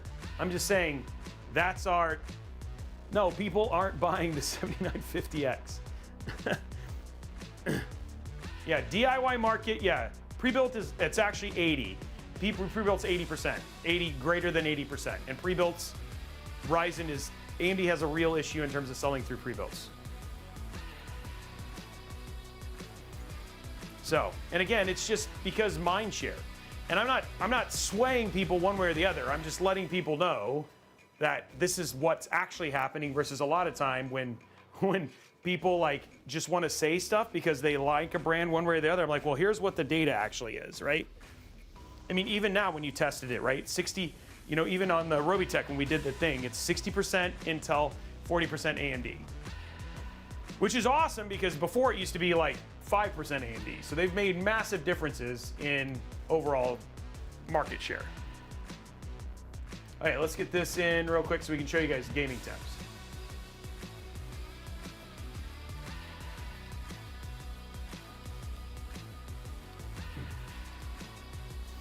All right, so let's go to monitoring. Let's just go to show.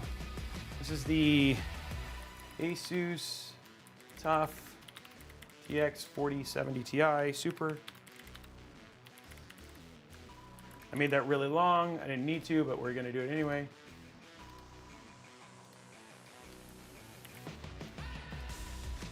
We don't care about bit. Well, I do care about memory just to show it. Core clock is fine. Power we want to show. I don't care about fan speed, temp limit. Okay, let's go to CPU temperature.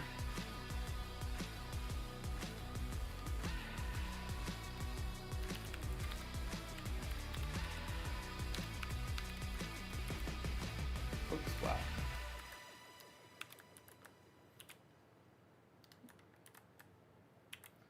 There we go. CPU usage.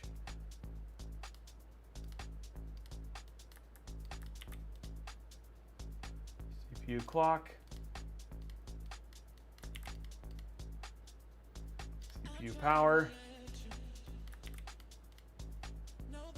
Then we'll do frame rate. And then we'll do frame time.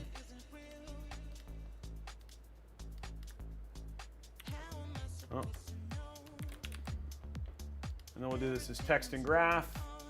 Okay, so now we have everything set. Okay, so let's load up some games now. Take a quick look at a couple. So let's hit play, a little load Cyberpunk, and just show you what worst case there is. I didn't realize I didn't have it on capture. Sorry, guys.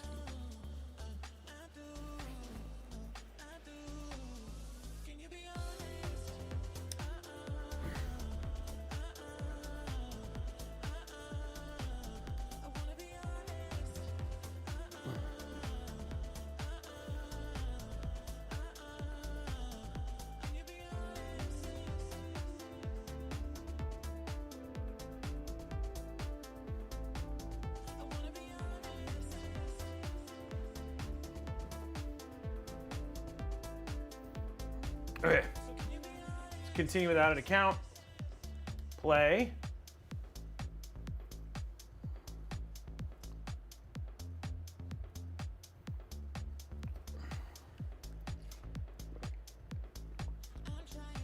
Oh, well, I like you like that. Yeah, the thermal right one looks great. Works great, Sinister Dev.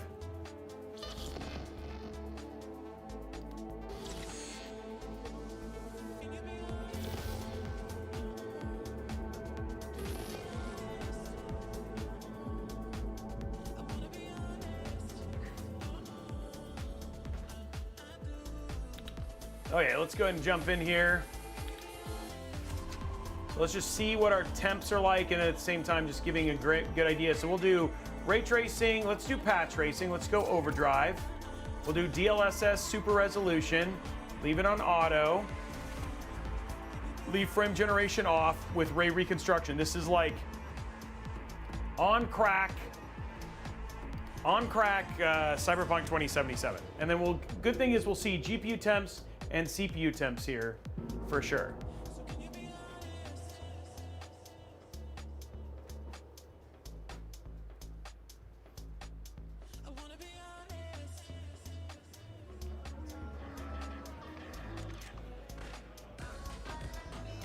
So again, kind of what I expected, around 70, 80 for your CPU temps. GPU is having no problem whatsoever sitting in the 60s. It can pull air right out of the bottom there. Then again, we're looking at 63 frames per second without frame gen on, and this is path tracing, right? So.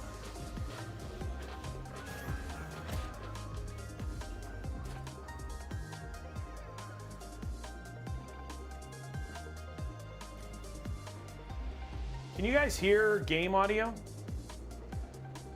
I'm gonna go ahead and just mute it, just for the sake of it right now. So you guys, because it's really just about running the thing. And again, out here, again, still sitting in the 60s and 80s. Okay.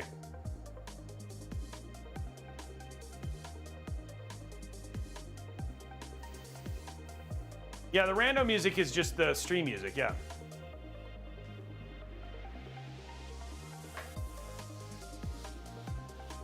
And there we go, 68.54. So let's go ahead and go to just Ray Tracing Ultra. Let's actually try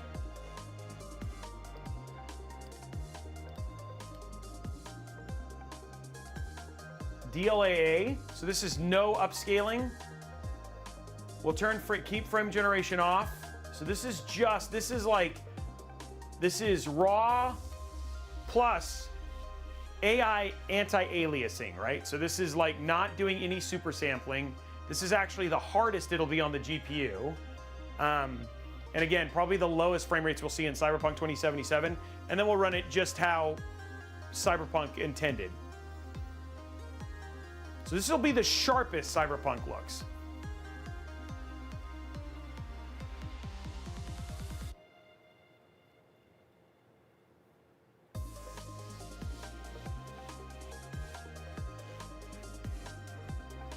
See you later, Sergeant Nobody. Super appreciate you hanging out, man. You guys, you know I love you guys.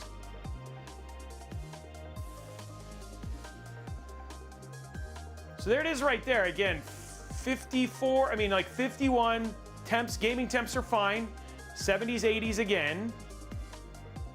And we're sitting in the 50s. Now this is like the best looking Cyberpunk that you can get.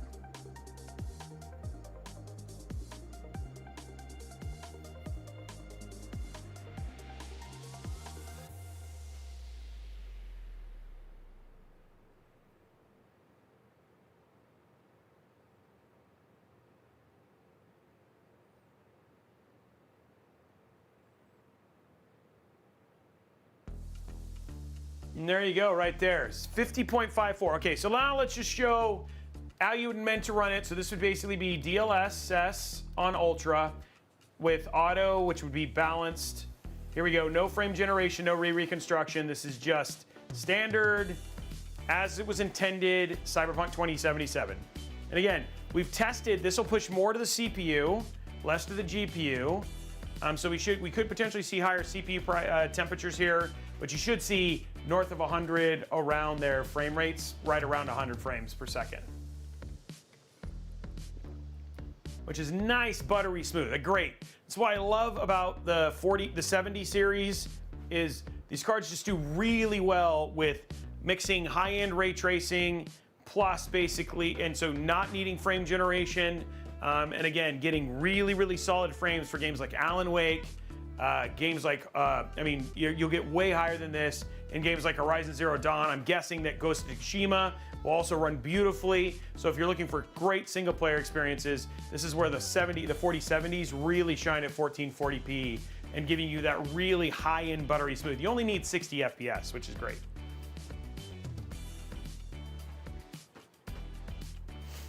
Escape from Tarkov, I think the problem is that don't you have to pay $250 to play Tarkov? And then they might give you access to it?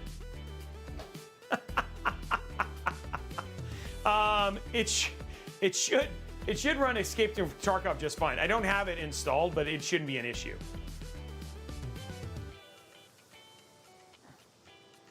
Okay, so there we are, 103.48, no problem whatsoever there.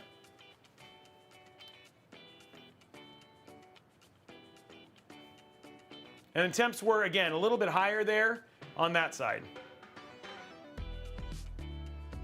Yeah, Star Citizen is, dude, we're doing ultra-wide testing and Star Citizen was like, it was like barely working still. Man, and people play that game so much. Okay, so let's just jump into some COD real quick. We'll check COD, and then this will be the last game for the night. Gimson, it's like so I haven't played it a ton. I actually have a number of ships. I was an early supporter. I really want to play Squadron 42 when it comes out. But our team was using it for ultra wide testing, and they were like, "Man, this game is like rough." So I don't know. Yeah, we still have the last giveaway, guys.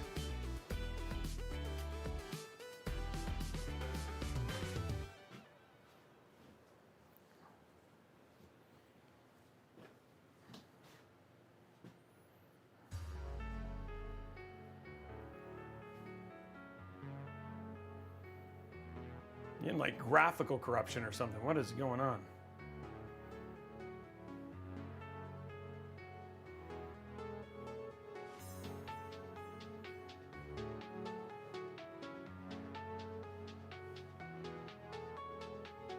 Well, it's funny, you guys aren't seeing it on the screen, but I'm only seeing it on the display port. That's interesting. I wonder if it's just not plugged in all the way.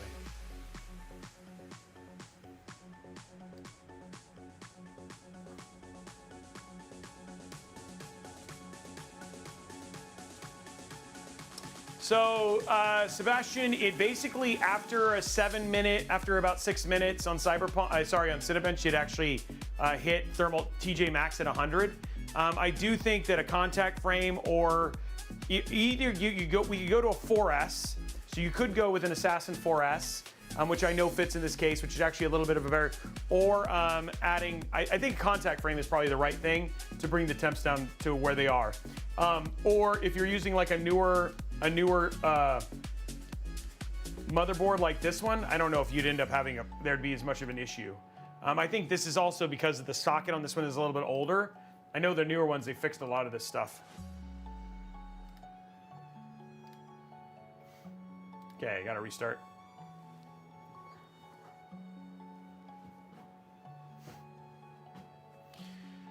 Oh, Bucko, man, you are in for a treat. I would say Fallout 3 or New Vegas. Yeah, New Vegas is really good. Drunker, use what?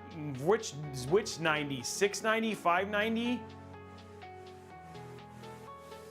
And what specific CPU do you have? Yeah, New Vegas is really good.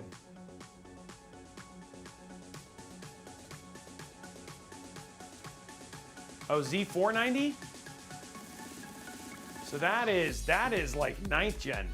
Yeah, you might want to upgrade your, you probably need, oh, it's a 10900K. I mean, that's, you would see some, like there's only so much, a 10900K can do a lot.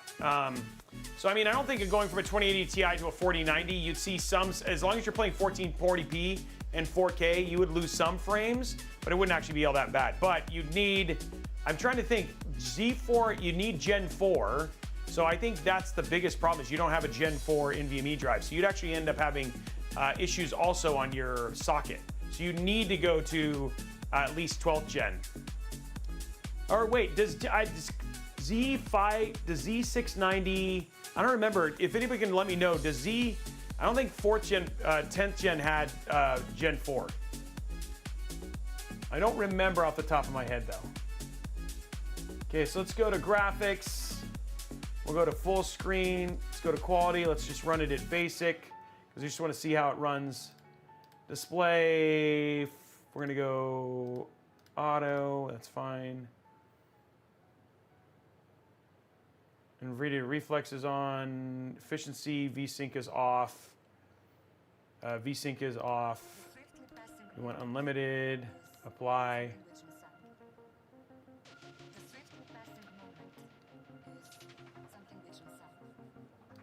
Go to, so CAS would be the best one. DLAA actually,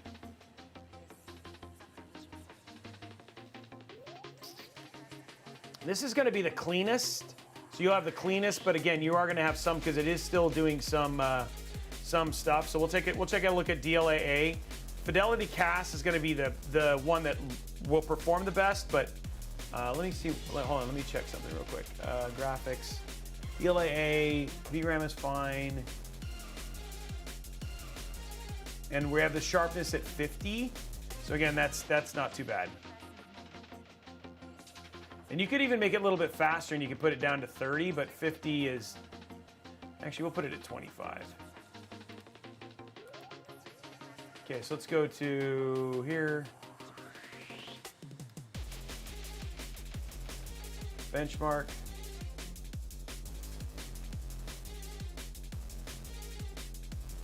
Okay, let's run the benchmark, see what it runs at.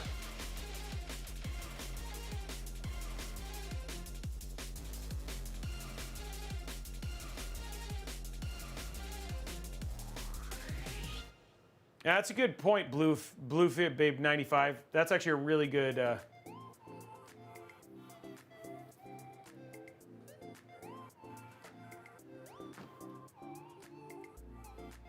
think this is that issue that if you're waiting for the host.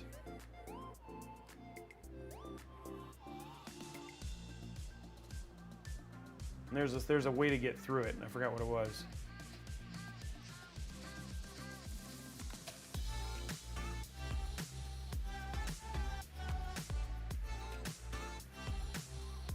It's like there's a bug.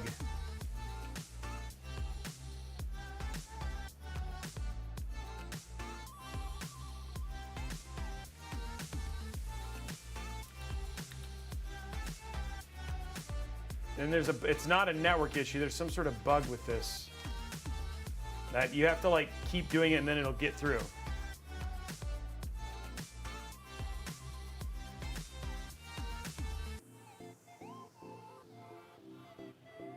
Yeah, because I'm running it at basic. What's up, LK Designs? Oh man. This is that weird host thing. Where the benchmark, you have to do this certain test to get it to.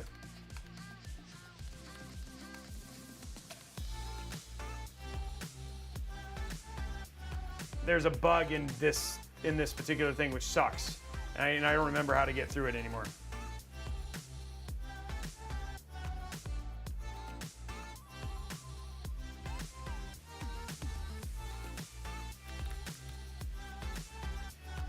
One sec, let me ask if I can ask him real quick. He knows how to do this.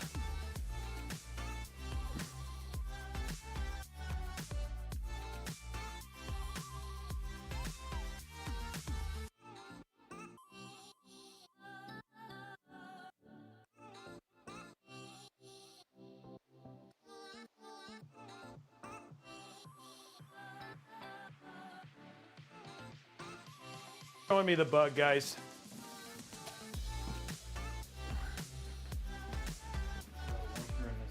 Yeah.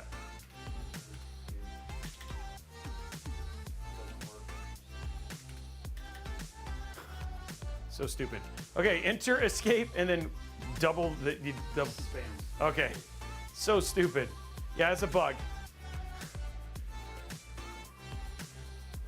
After this, it works fine.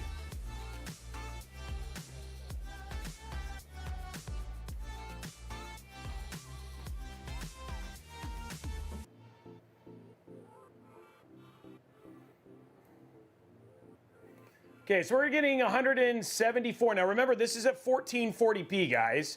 So 170 something frames per second. This is still doing some anti-aliasing on top of it. We could do CAS. CAS actually has a tendency to be, AMD's Fidelity FX CAS has a tendency to be the highest in terms of frame rate. But if you wanted to get 120 FPS in COD, this is what you're trying to do.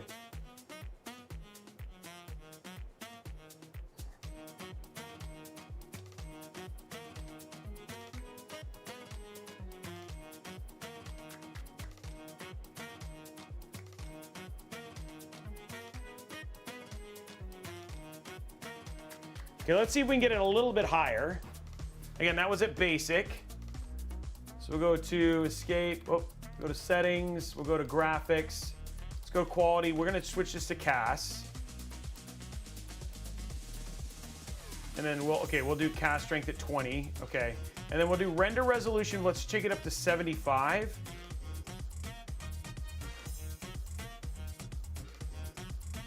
Does that mean well, we can do 60, we'll do 65. Trying to make it a little bit cleaner. 75 is probably better. Okay, let's try it one more time.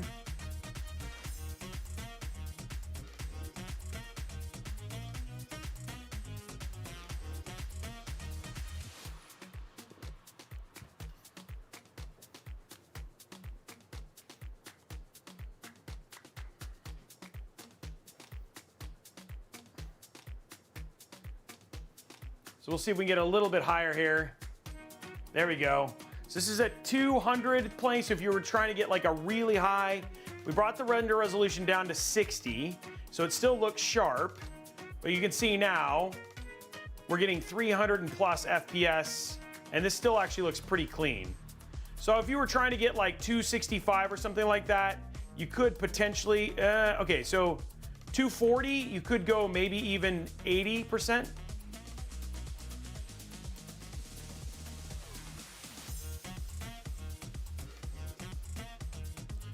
You could do 4K 240 with CAS at 60% with a 4090. And again, look at those temps, gaming temps in the 70s.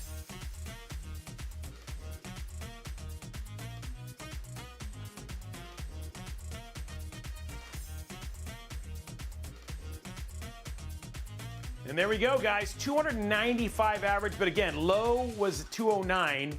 So again, probably even maybe, like, I still think that you could get 240 and have 240 be pretty good there. So there you go. There is some Call of Duty.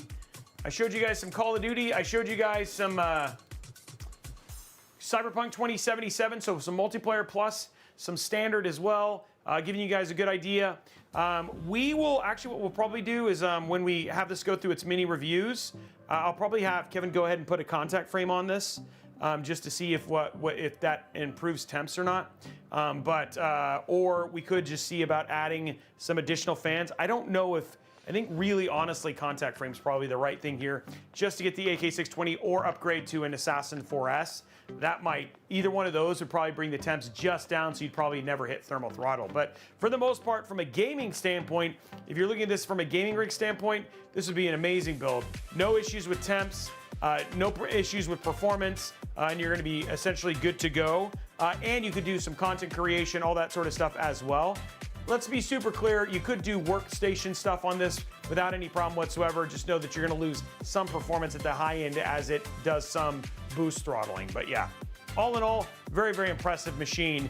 And it came out so clean when you look at the overall, just how it looks all up. that system looks really, really good. And there's very, very little cables, etc. That are showing it and stuff like that. So again, huge shout out obviously to DeepCool for sending us the CH160 to check out, and obviously showing you guys all these new cases. Let's go ahead and do the last giveaway.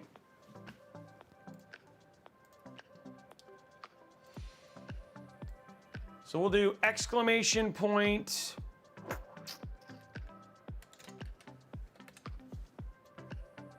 So we'll do exclamation point CH160, $50 Newegg gift card up for grabs, guys. Exclamation point CH160, and we are good to go. 2 minutes.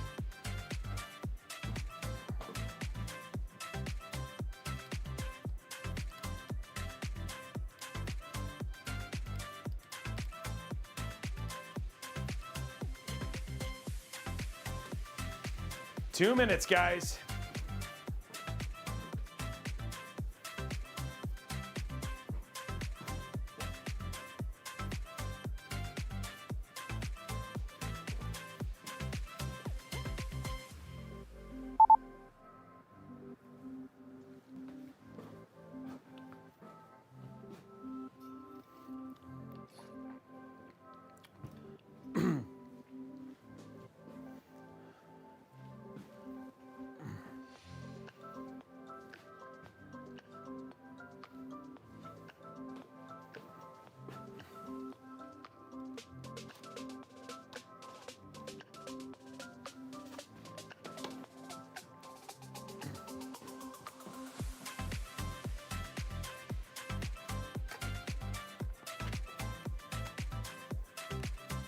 Nice. Look at all the new people entering. By the way, super appreciate all of you guys showing up today and being a part of the stream. You guys are rock stars. Love it. 30 seconds.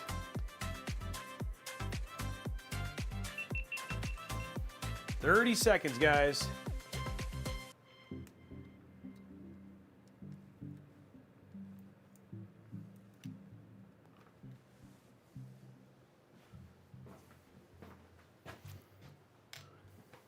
Okay, so what is coming up? We are back on Tuesday. We're going to be checking out the ASUS BTF build. So that's the Back to the Future inside of their new GT302. So, and this includes the back connect GPU as well. So as many no cables in the front as absolutely possible. Then we're back on Thursday with the Corsair H500i. We're going to be doing a pre-built and gaming episode on that, which should be super fun. And then Saturday, tune in. I'm trying to remember what happened. We do have some stuff on Saturday. Let me look at the all-up schedule. And congratulations to AZN Venom. AZN Venom, you are the winner of the $50 Newegg gift card, which is awesome. What the deuce? This is like, oh. Okay, so let me take a look here at the schedule here. And then Saturday, we're going to be doing a that's right, we're doing the 14900 KS giveaway build. So tune in on that. That's going to be happening in partnership with EK and Intel. So we're going to be doing a full custom water-cooled loop, and that's going to be happening on Saturday of next week. And we're going to be giving that build away as part of the 14900 KS launch. So that's the next three streams coming up. Should be absolutely awesome. Plus Intel Live playing Ghost of Tsushima and doing the ASUS, walking through the ASUS BTF and all that sort of stuff. So that's happening on Friday. So that's your week. Should be absolutely awesome. Congratulations again to AZN Venom and all of the winners. And then huge shout out to my mods. Huge shout out to my tech specialists, and huge shout out to obviously Blondie and Thomas, who are part of putting the deals and everything else together. And obviously the team here will also make sure that builds are benched and all that sort of stuff. Outside of that, guys, have an absolutely amazing night. Really appreciate you, and we will see you guys on the next episode. Bye, guys.